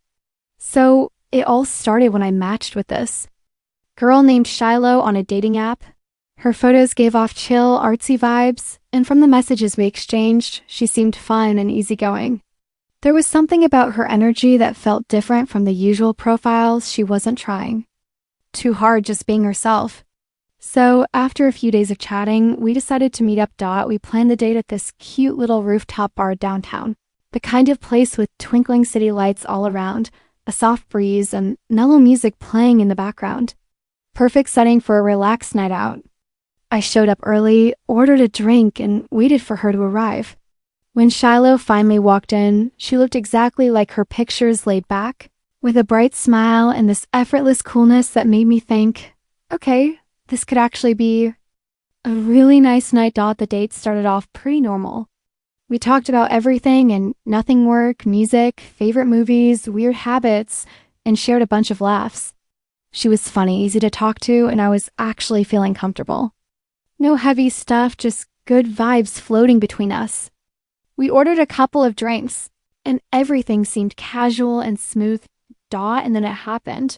Out of nowhere, Shiloh let out this insanely loud fart. I'm not talking about a subtle slip or something you might miss. It was full on, no holding back. The kind of fart that cuts through the background noise like a trumpet blast. I literally blinked. half expecting her to look embarrassed and apologize. But no, she just sat there grinning like nothing had happened, totally owning the moment. At first, it was awkward, sure, but then I laughed. I figured maybe she was just super comfortable around me. First date farts aren't exactly common. But hey, people get nervous, right? So I shrugged it off and thought, all right, this girl is different. But then, as I glanced down at her dress, I noticed something that made my stomach twist in a way I've never felt before. There was this dark, messy patch on the fabric, right around the back of her dress. I blinked a few times, hoping I was imagining things. But no, it wasn't just a fart. She had actually pooped herself. Like, legit, there was a stain and it was impossible to miss. My brain was screaming at me, but my mouth was frozen. What the hell do you even say in a situation like that? I tried to figure out what to do without making it obvious that I noticed. Should I pretend like nothing happened and just keep sipping my drink? Or do I bring it up and embarrass the hell out of her? I looked around the bar and thankfully the noise was still pretty loud, so maybe no one else caught it, but I sure did. And it wasn't just a little spot, it was enough to be visible. A gross, smudgy mess on her dress that no amount of pretending would erase. Shiloh didn't seem bothered at all. If anything, she acted like it was totally normal and kept talking like nothing had happened. It was surreal. I was stuck between wanting to help her and just wanting to run for the exit. My mind raced. Was this some kind of joke? A weird medical condition? Did she even realize?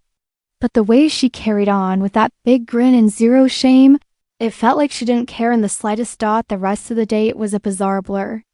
I kept trying not to stare, but it was impossible not to notice. Every time she shifted in her seat or moved around, the stain caught my eye again. At one point, she leaned forward and I caught a whiff of something foul, something that made me want to gag, but also forced me to keep my composure. I didn't want to be rude, but I was so grossed out that I could barely focus on what she was saying anymore. Her words turned into background noise while my brain screamed, "How is this happening right now?" Despite the chaos in my head, I tried to stay polite. I asked questions, nodded, laughed at the right moments, but inside, I was already mentally planning my escape. I knew I couldn't just sit there pretending everything was fine. But at the same time, it felt like any reaction would make things worse. After a couple of hours that felt like a lifetime, we finally left the bar. I drove her home, and the silence between us was thick with unspoken awkwardness. I didn't say much. Felt like any conversation was pointless after what had just happened. She thanked me for the night like nothing was off, and I forced a polite smile, eager to get away and scrub the whole experience out of my mind. The whole night felt surreal, like I was trapped in some terrible prank show where the joke was on. I kept replaying the moment over and over, trying to understand what the hell had just happened. What was Shiloh thinking? Was she embarrassed and trying to act cool? Or did she just not care? The sheer unexpectedness of it made the whole thing stick in my head like a nightmare. The next day, I deleted her number and blocked her on the app. I just couldn't get past the mental image, and honestly, it messed with my head way more than I thought it would. I told a couple of close friends about it, and while they laughed at how ridiculous it sounded, I could tell they were kind of grossed out too, like they couldn't believe something like that actually happened to me, even now. Whenever I think about meeting new people or going on dates, that night sneaks back in. It's not just the gross factor, it's the total unexpectedness, the feeling of disbelief. You think you know what's possible on a date? What kinds of weird or awkward moments you might face. But then reality throws something so wild your brain just short circuits. Honestly, it's a hard one to top in terms of strange dating stories. And I'm pretty sure I'll never forget it.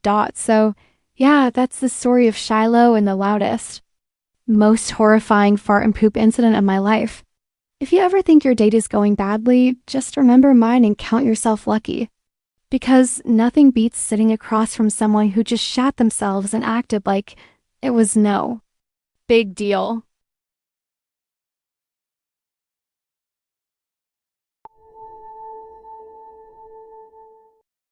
I met this guy Mike on a dating app, and honestly, from the very first message, things got weird in a way I really wasn't prepared for. Usually, when you start chatting with someone new, there's some easing into it, a little small talk, some jokes, maybe a bit of flirting. But Mike, nope, none of that. Right from the jump, he just dumped this insane amount of personal information on me. Like, we barely said hello, and suddenly I'm learning about his messy family history, exes who betrayed him, and all these deep secrets he swore he'd never told anyone else before. At first, I thought maybe he was just being super honest and open, which was kind of refreshing, especially since most people on dating apps tend to hide behind a carefully curated filter. But man, it quickly turned into something totally different.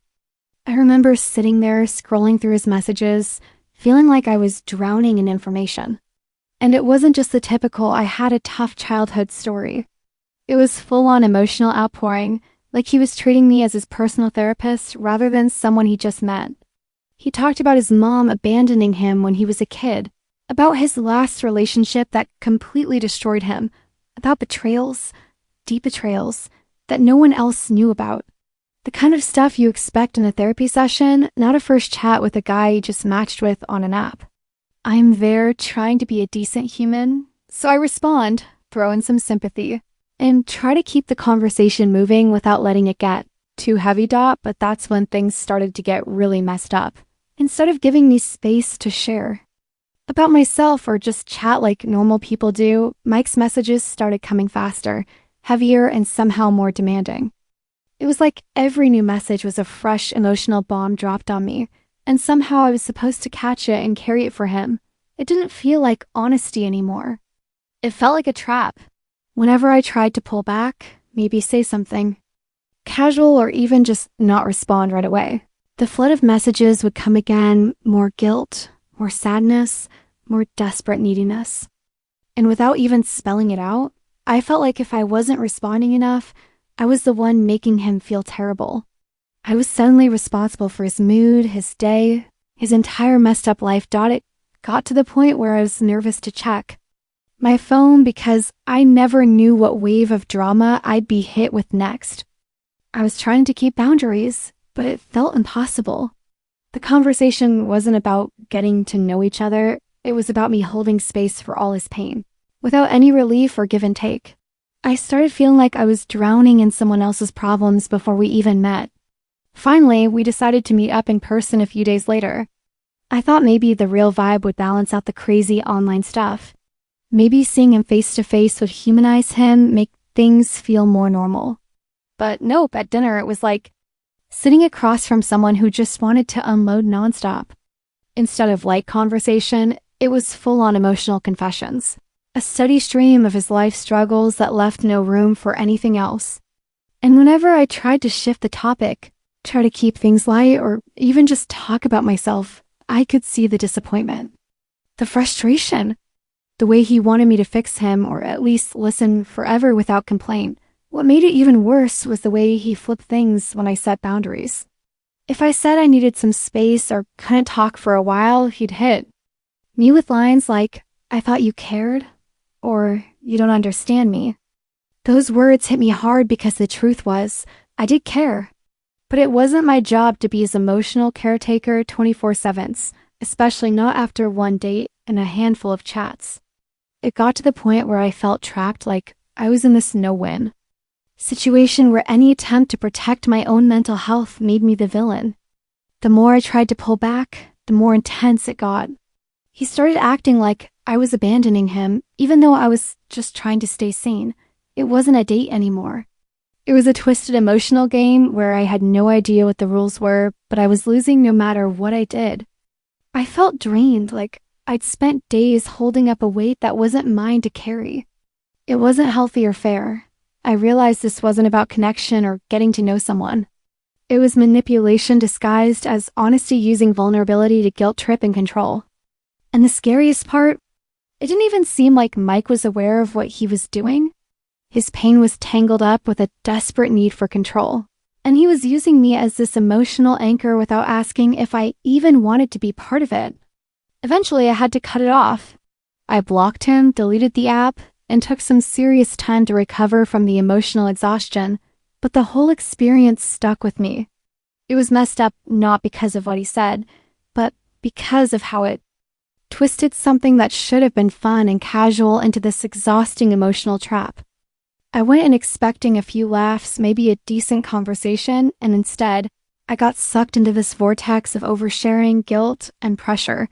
Honestly, it's wild how quickly things can spiral when someone treats your kindness like a lifeline they get to pull on whenever they want. You want to be supportive and open-minded, but there's a line between caring and being manipulated, and Mike crossed it hard and fast. So yeah, that's the story of Mike, the guy who turned a dating app chat into a heavy, overwhelming mess, where I was made to feel responsible for fixing his entire life before we even met. And no, it didn't get better.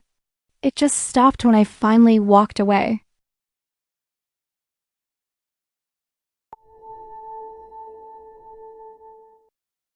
I never thought one simple text could mess with my head so badly. It all started like any other online dating story, swiping through profiles, chatting casually, hoping to find someone cool to hang out with. Maybe something more. That's when I matched with Candace. At first glance, she seemed normal enough. Nothing out of the ordinary, just a girl with some nice photos, a chill vibe, and a few interests that matched mine. We exchanged a few light messages, nothing too deep, just the usual getting to know you stuff. But after a couple of days, things took a strange and unsettling turn. Out of nowhere, Candace dropped a heavy bomb on me. She needed help. Urgent help. She told me her car had broken down. She was stranded, had no money, nowhere to go.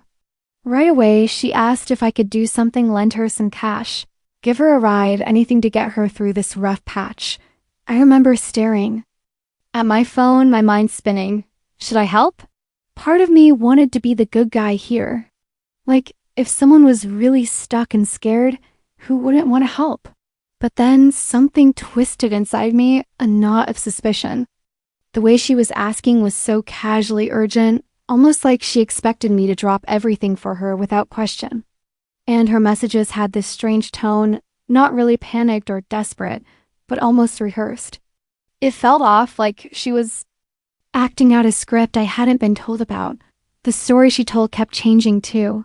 One moment, her car was the problem. The next, she was talking about hospital bills for her sister. It felt like she was throwing out a bunch of drama, hoping something would stick, but she kept expecting me to believe it all without question. It was confusing and exhausting. I didn't want to be rude or block her because what if she really was stuck and scared? So I tried to dig a little deeper, ask more questions, try to figure out if there was a way to actually help. But every time I pushed, she'd switch gears. Quickly. Suddenly, she'd get defensive or super sad, crying about how alone and helpless she was one moment, then thanking me like I was her savior the next. It was an emotional roller coaster that left me feeling drained and trapped in a story that wasn't mine. This cycle went on for weeks. Each day brought a new problem, a new crisis. Her car broke down again. Her roommate kicked her out. She had a medical emergency. And each time there was a new ask money for a cab, help moving her stuff, a ride to somewhere she claimed she had to be. At first, I kept saying yes. Guilt and hope pushed me to believe things might get better. But they never did. Instead, the problems piled up, stacking on top of each other like a mountain I was expected to climb with no end in sight. Eventually, I started to see the pattern. Whenever I tried to say no or back away, the stories got more urgent, messages, more emotional and manipulative. She clearly knew how to push my buttons and make me feel responsible for her well-being. I started feeling suffocated, like I was caught in a trap where kindness became a weapon used against me. One night, after a long and draining day, I decided I needed to see for myself what was going on. Maybe if I met her in person, I could understand. Better figure out if any of this was real. So I drove to the coffee shop she said she'd be at. But when I arrived, she wasn't there. Instead, the barista told me no one matching her description had been around all day. My stomach dropped. Was the whole thing a lie? A cruel game? I tried calling, texting, but nothing. The messages stopped. The emergencies vanished like they'd never existed. That was the moment I really started digging. I looked closer at her profile, trying to see if there were any clues I'd missed. The pictures seemed off. Some looked like they were taken in different places or heavily edited. Little details in her stories didn't add up either.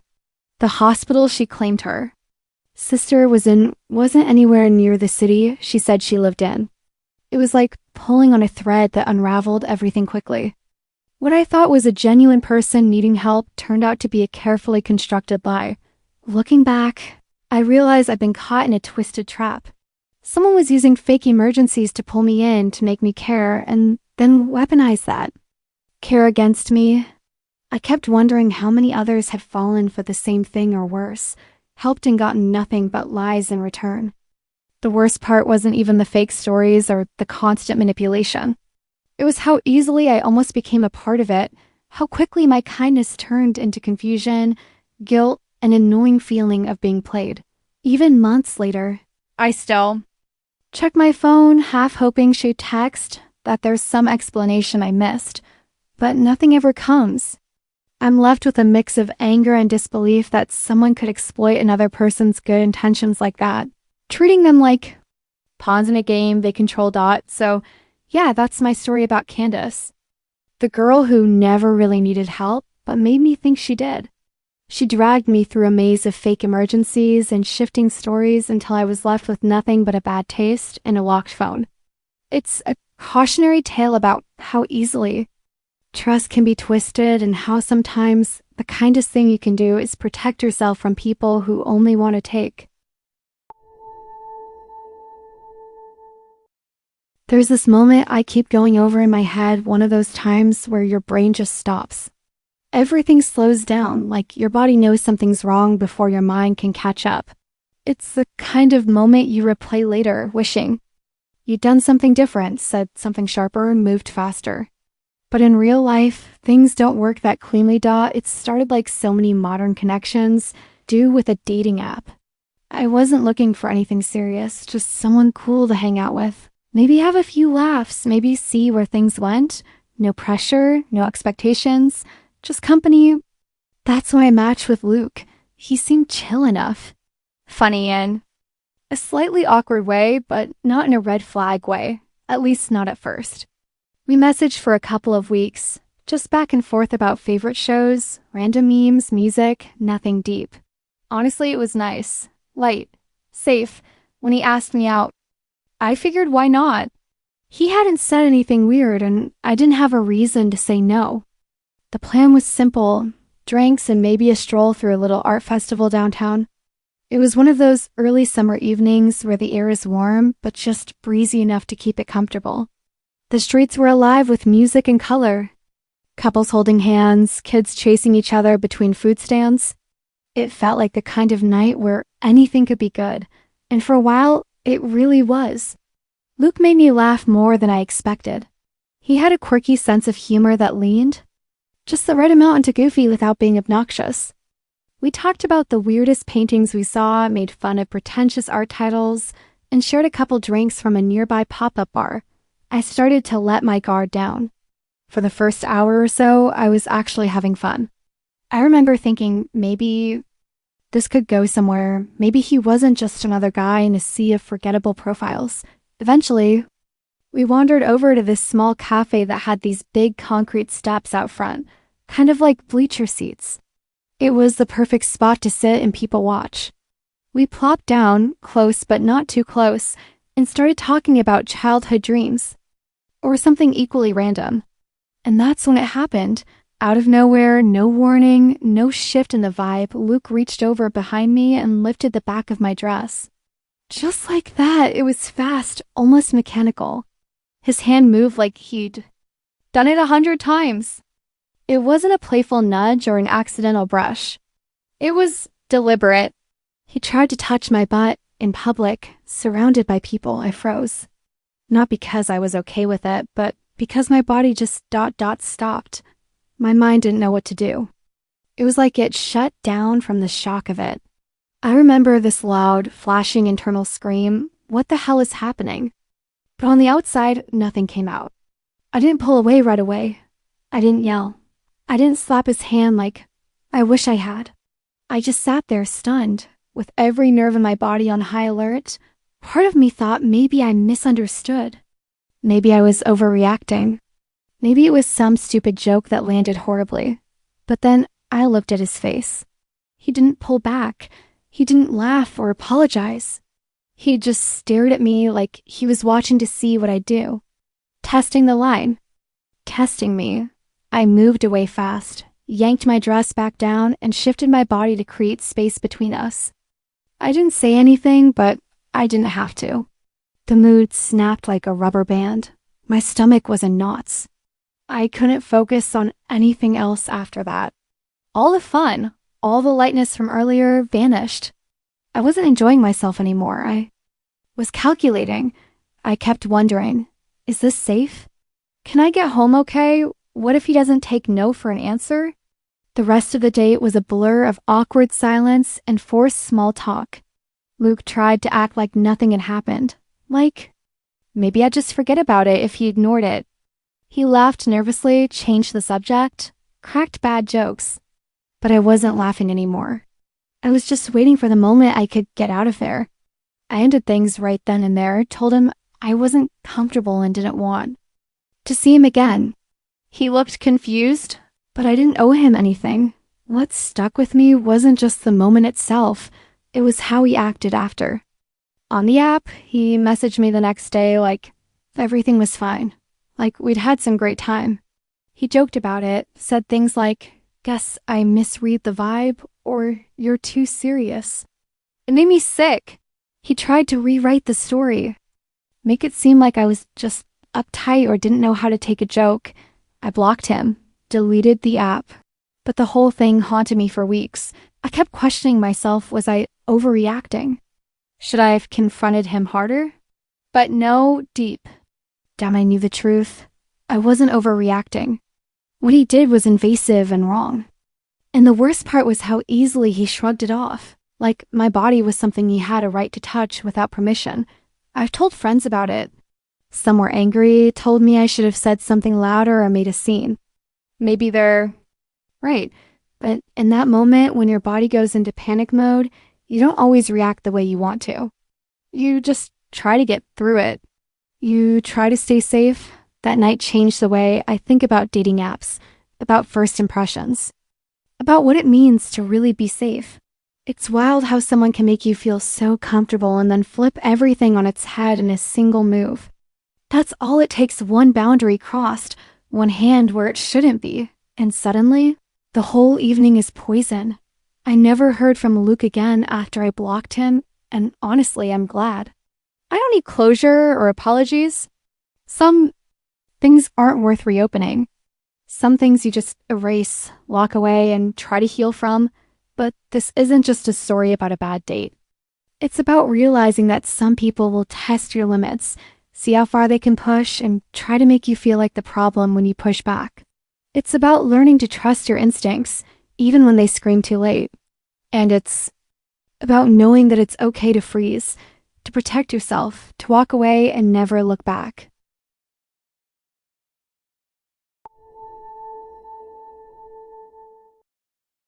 Okay, so I'm gonna start with the weirdest thing that's ever happened to me from dating apps. And honestly, it still messes with my head. It's the kind of thing you don't really expect because people always say, yeah, be careful with strangers online, but you figure once you block someone, that's it. You're safe, right? Nope, not even close. It all started with Freya. We matched on this app, and she was pretty cool at first, funny. A bit mysterious, and honestly, kind of charming. The thing was, she told me she lived a few hours away, like in another city. That always felt like a barrier. But whatever, we messaged for a while, kept things light and casual. I wasn't looking for anything serious either, so the distance didn't seem like a big deal. We talked about meeting up one day when the timing was right, but it always felt like it was going to be a thing for the future. Not now. Then came the first time she showed up out of nowhere. I was just getting home from work, tired and ready to crash when I opened the door, and there she was, standing there like it was no big deal. No warning, no message beforehand, nothing. Just Freya. I froze for a second, like, did I imagine it? But no. She was real right there, smiling like it was totally normal to drop by someone's place unannounced. I wanted to say something, ask why she was there, but she just said she wanted to see me. It wasn't flattering like some romantic surprise, honestly. It felt like someone had invaded my personal space without permission.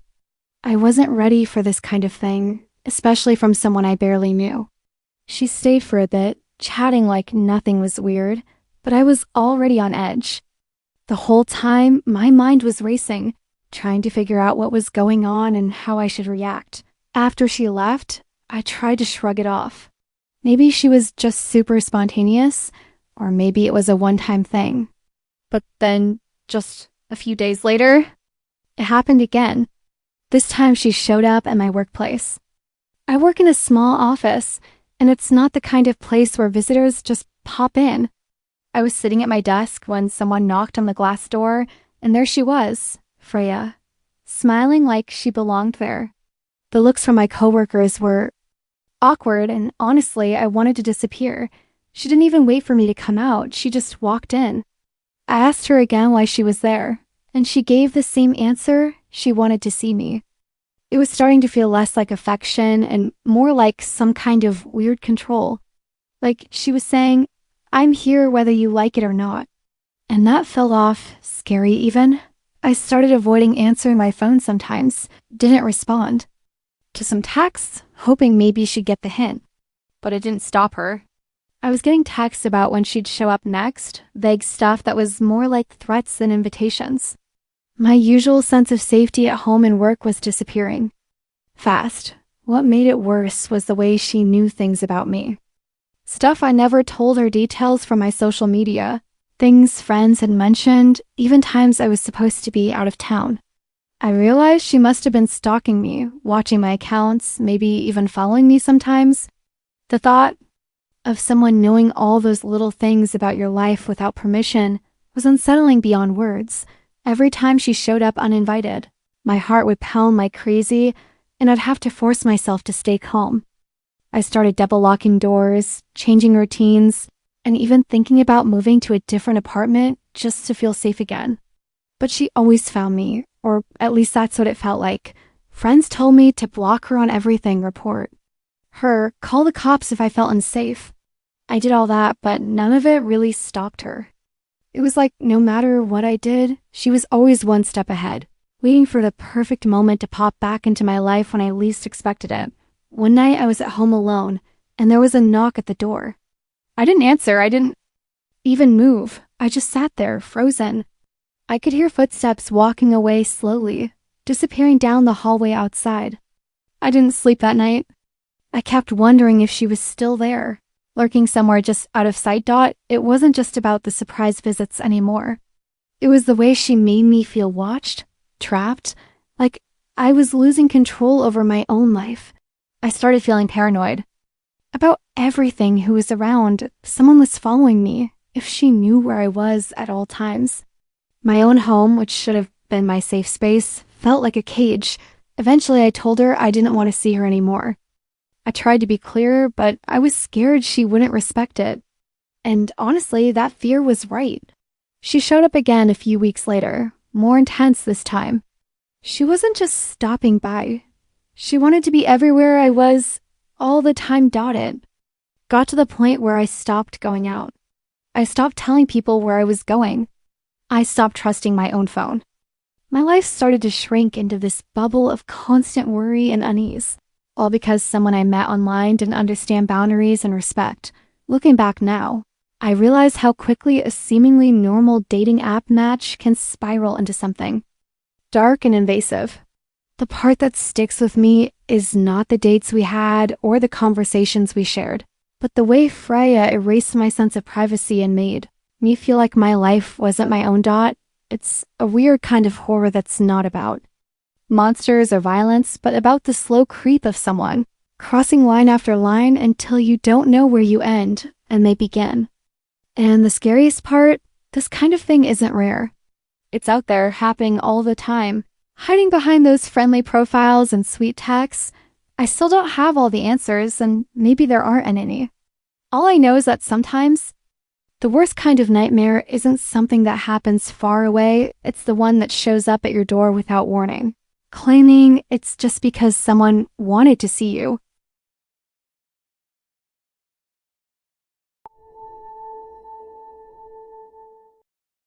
You know that moment when something just doesn't sit right, but you push it aside because you want to believe in people?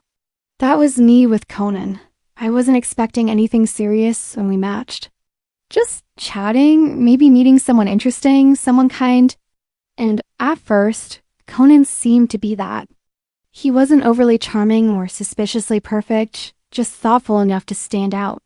He messaged with intention, remembered small details, asked questions that made me feel like he actually wanted to get to know me. It felt good, simple hour. First date was casual, a coffee shop downtown.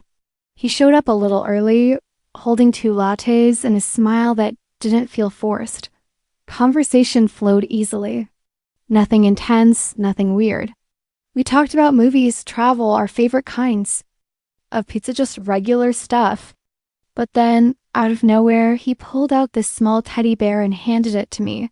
"Thought you might like it," he said, like it was the most normal thing in the world. I remember laughing, part surprise, part awkwardness. It felt a little cheesy, sure, but also kind of sweet. Who brings a teddy bear on a first date? It was quirky, maybe a bit over the top, but harmless enough. I didn't think too hard about it. I thanked him, made a joke about how he was setting the bar too high for future gifts, and we moved on. That bear ended up on my couch, like some half-decorative, half-forgotten thing. A soft little token of a date that had gone better than expected. Conan and I kept texting, and we went out a few more times. He stayed consistent, never pushy, always polite, always with that slightly awkward charm.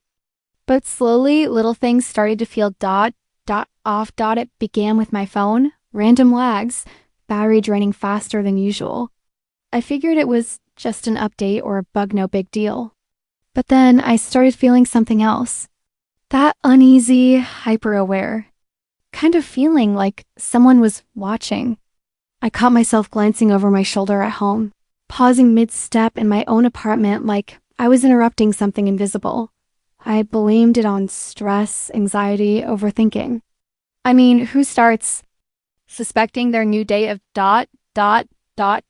spying? Still, something kept nagging at me. And weirdly enough, it was the teddy bear every now and then. I'd catch this strange glint in its eyes when the light hit it just right. Not a sparkle, not like glass, something colder, mechanical. At first, I told myself I was being ridiculous. It was just the stitching or the fabric catching light weirdly.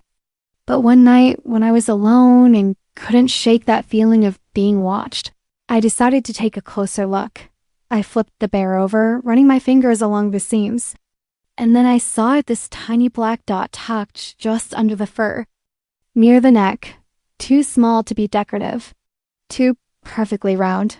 I grabbed my phone, turned on the flashlight, and leaned in. It wasn't just a hole. It was a lens. A tiny, perfectly hidden camera. My heart dropped. Everything suddenly made sense in the worst way. The off feeling, the phone acting weird, the lingering sense that someone was always there.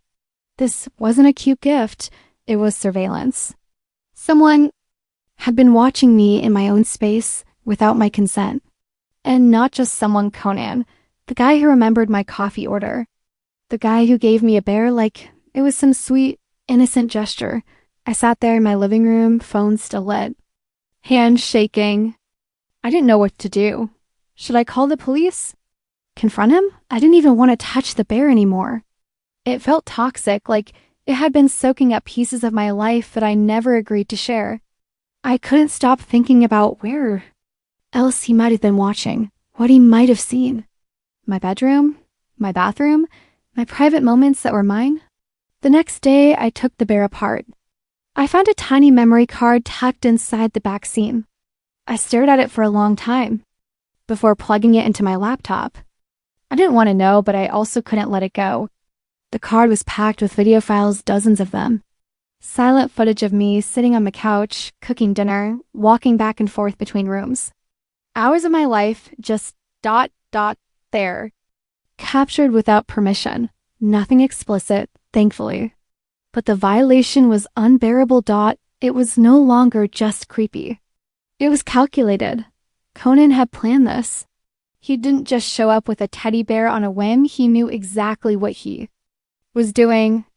He wrapped a hidden camera in a soft shell and handed it to me with a smile. And I brought it into my home like it was nothing. I didn't contact him. I didn't want an explanation. There was no version of that conversation that wouldn't make me feel worse. Instead, I blocked him on every app, every number. I deleted all our texts, unmatched him, reported his profile. I threw the bear in a dumpster far from my place and spent the next week tearing through my apartment like a detective, looking for anything else that didn't belong. I didn't find anything more, but it didn't help me sleep any better. For weeks, every creak in the floor or flicker of my phone screen sent me spiraling. I kept picturing those videos, kept wondering how long you planned to keep watching if I hadn't found it. Was I the only one? Had he done this before?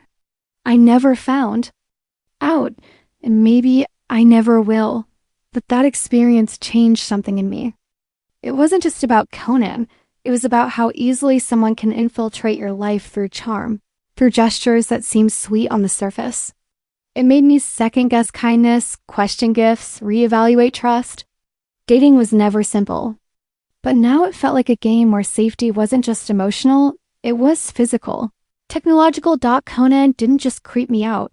He shattered my sense of safety in my own home. And the scariest part? He did it with a smile and a teddy bear. That's the kind of horror you never forget.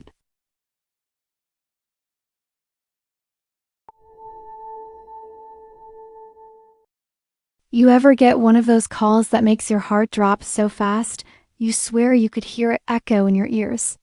That's how it started with Sheila. We'd been texting for a couple of weeks. Nothing crazy, just the usual getting to know you stuff. Then out of nowhere, my phone rings. It's her. The voice on the other end isn't the same as the texts. It's panicked, shaky, like she's caught in some kind of trap I wasn't expecting. No warning, no build-up. Just straight up. Desperate. She's saying she's in trouble, that she needs me, but when I try to get details, she dodges every question. It's like this whole invisible weight landed on me without any explanation, and I didn't know what to do except listen and try to help. I wish I could say the weirdness stopped there, but that was just the beginning. At first, the calls came. Randomly late at night, early in the morning, always with that same breathless urgency.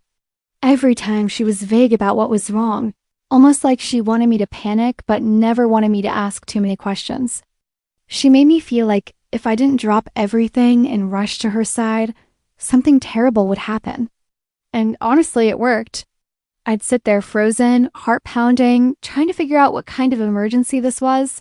Sheila painted this picture of chaos and danger without actually giving me any solid facts. No names, no places, just this constant buzz of crisis. And it wasn't like I was the only one getting drawn in. I could tell from the way she spoke that she was counting on me to be the person who would always show up, no matter what. The weirdest part? I started feeling guilty for not doing more. Like I was some kind of villain if I questioned her or tried to pull back at first. I thought maybe she was dealing with some serious personal issues, something she just wasn't ready to explain yet. But as the days went on, the panicked calls and messages piled up, and the pressure kept mounting. It wasn't just a quick cry for help anymore. It was a slow squeeze on my headspace, like she was making a web that I couldn't untangle. I remember. One night specifically, my phone buzzed again around 2 a.m. I was tired and cranky, but the panic in her voice made me sit straight up. She said she was scared, that something was wrong. But when I asked where she was or what happened, all I got was silence, and then this desperate, almost pleading tone telling me she needed me now. No explanation and no details. Just a sense of urgent helplessness that twisted my gut. It got worse when she started mentioning people, without naming them, who were causing her problems. But whenever I tried to get the full story, she'd shut down or change the subject. It was like she was playing a game where I was supposed to guess the rules and just keep jumping through hoops. I couldn't tell if she was actually in danger or if this was some weird way of keeping me hooked. The boundaries were disappearing, and I was losing grip on what was real because I'm not the kind of person who just ignores someone when they say they're scared. I tried showing up. I went to her apartment once when she said she had nowhere else to go, but the door was locked, and my calls went straight to voicemail.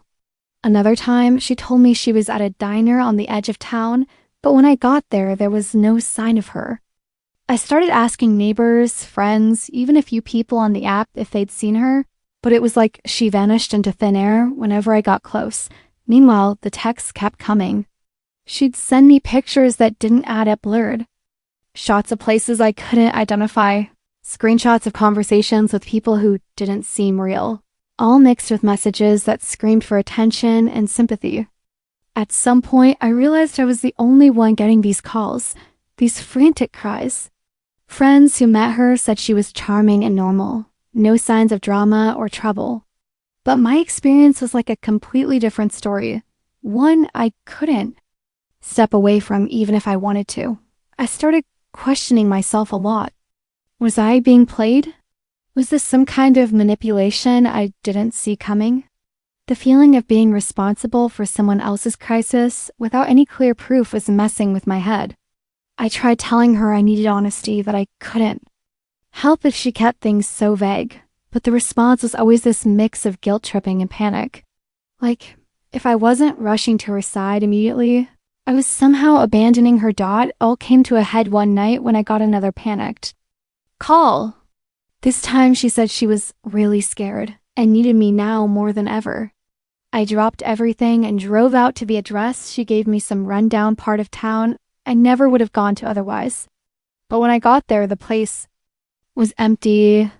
Not just empty, but like no one had been there in weeks. I sat in my car for a while, hoping she'd show up, but nothing. No texts, no calls, just silence. That's when it hit me. The whole thing was a mess of smoke and mirrors, designed to make me feel trapped in someone else's chaos. I felt used, like my kindness was being twisted into something toxic. I never confronted her directly after that because I didn't want to fuel the panic cycle. I just stopped responding, stopped picking up calls. But even now, I can't shake the weird weight of it all, like I was pulled into some kind of game I didn't understand. And there was no clear way out. Sheila never gave me the details I asked for, and maybe she never had any real emergency to begin with. What she did have was a way of making me feel like I was the only person who could save her, even when the whole thing was a mess of confusion and lies. It wasn't just disturbing, it was the kind of nightmare where the lines between trust and manipulation disappear, and you're left wondering how you got caught in it at all.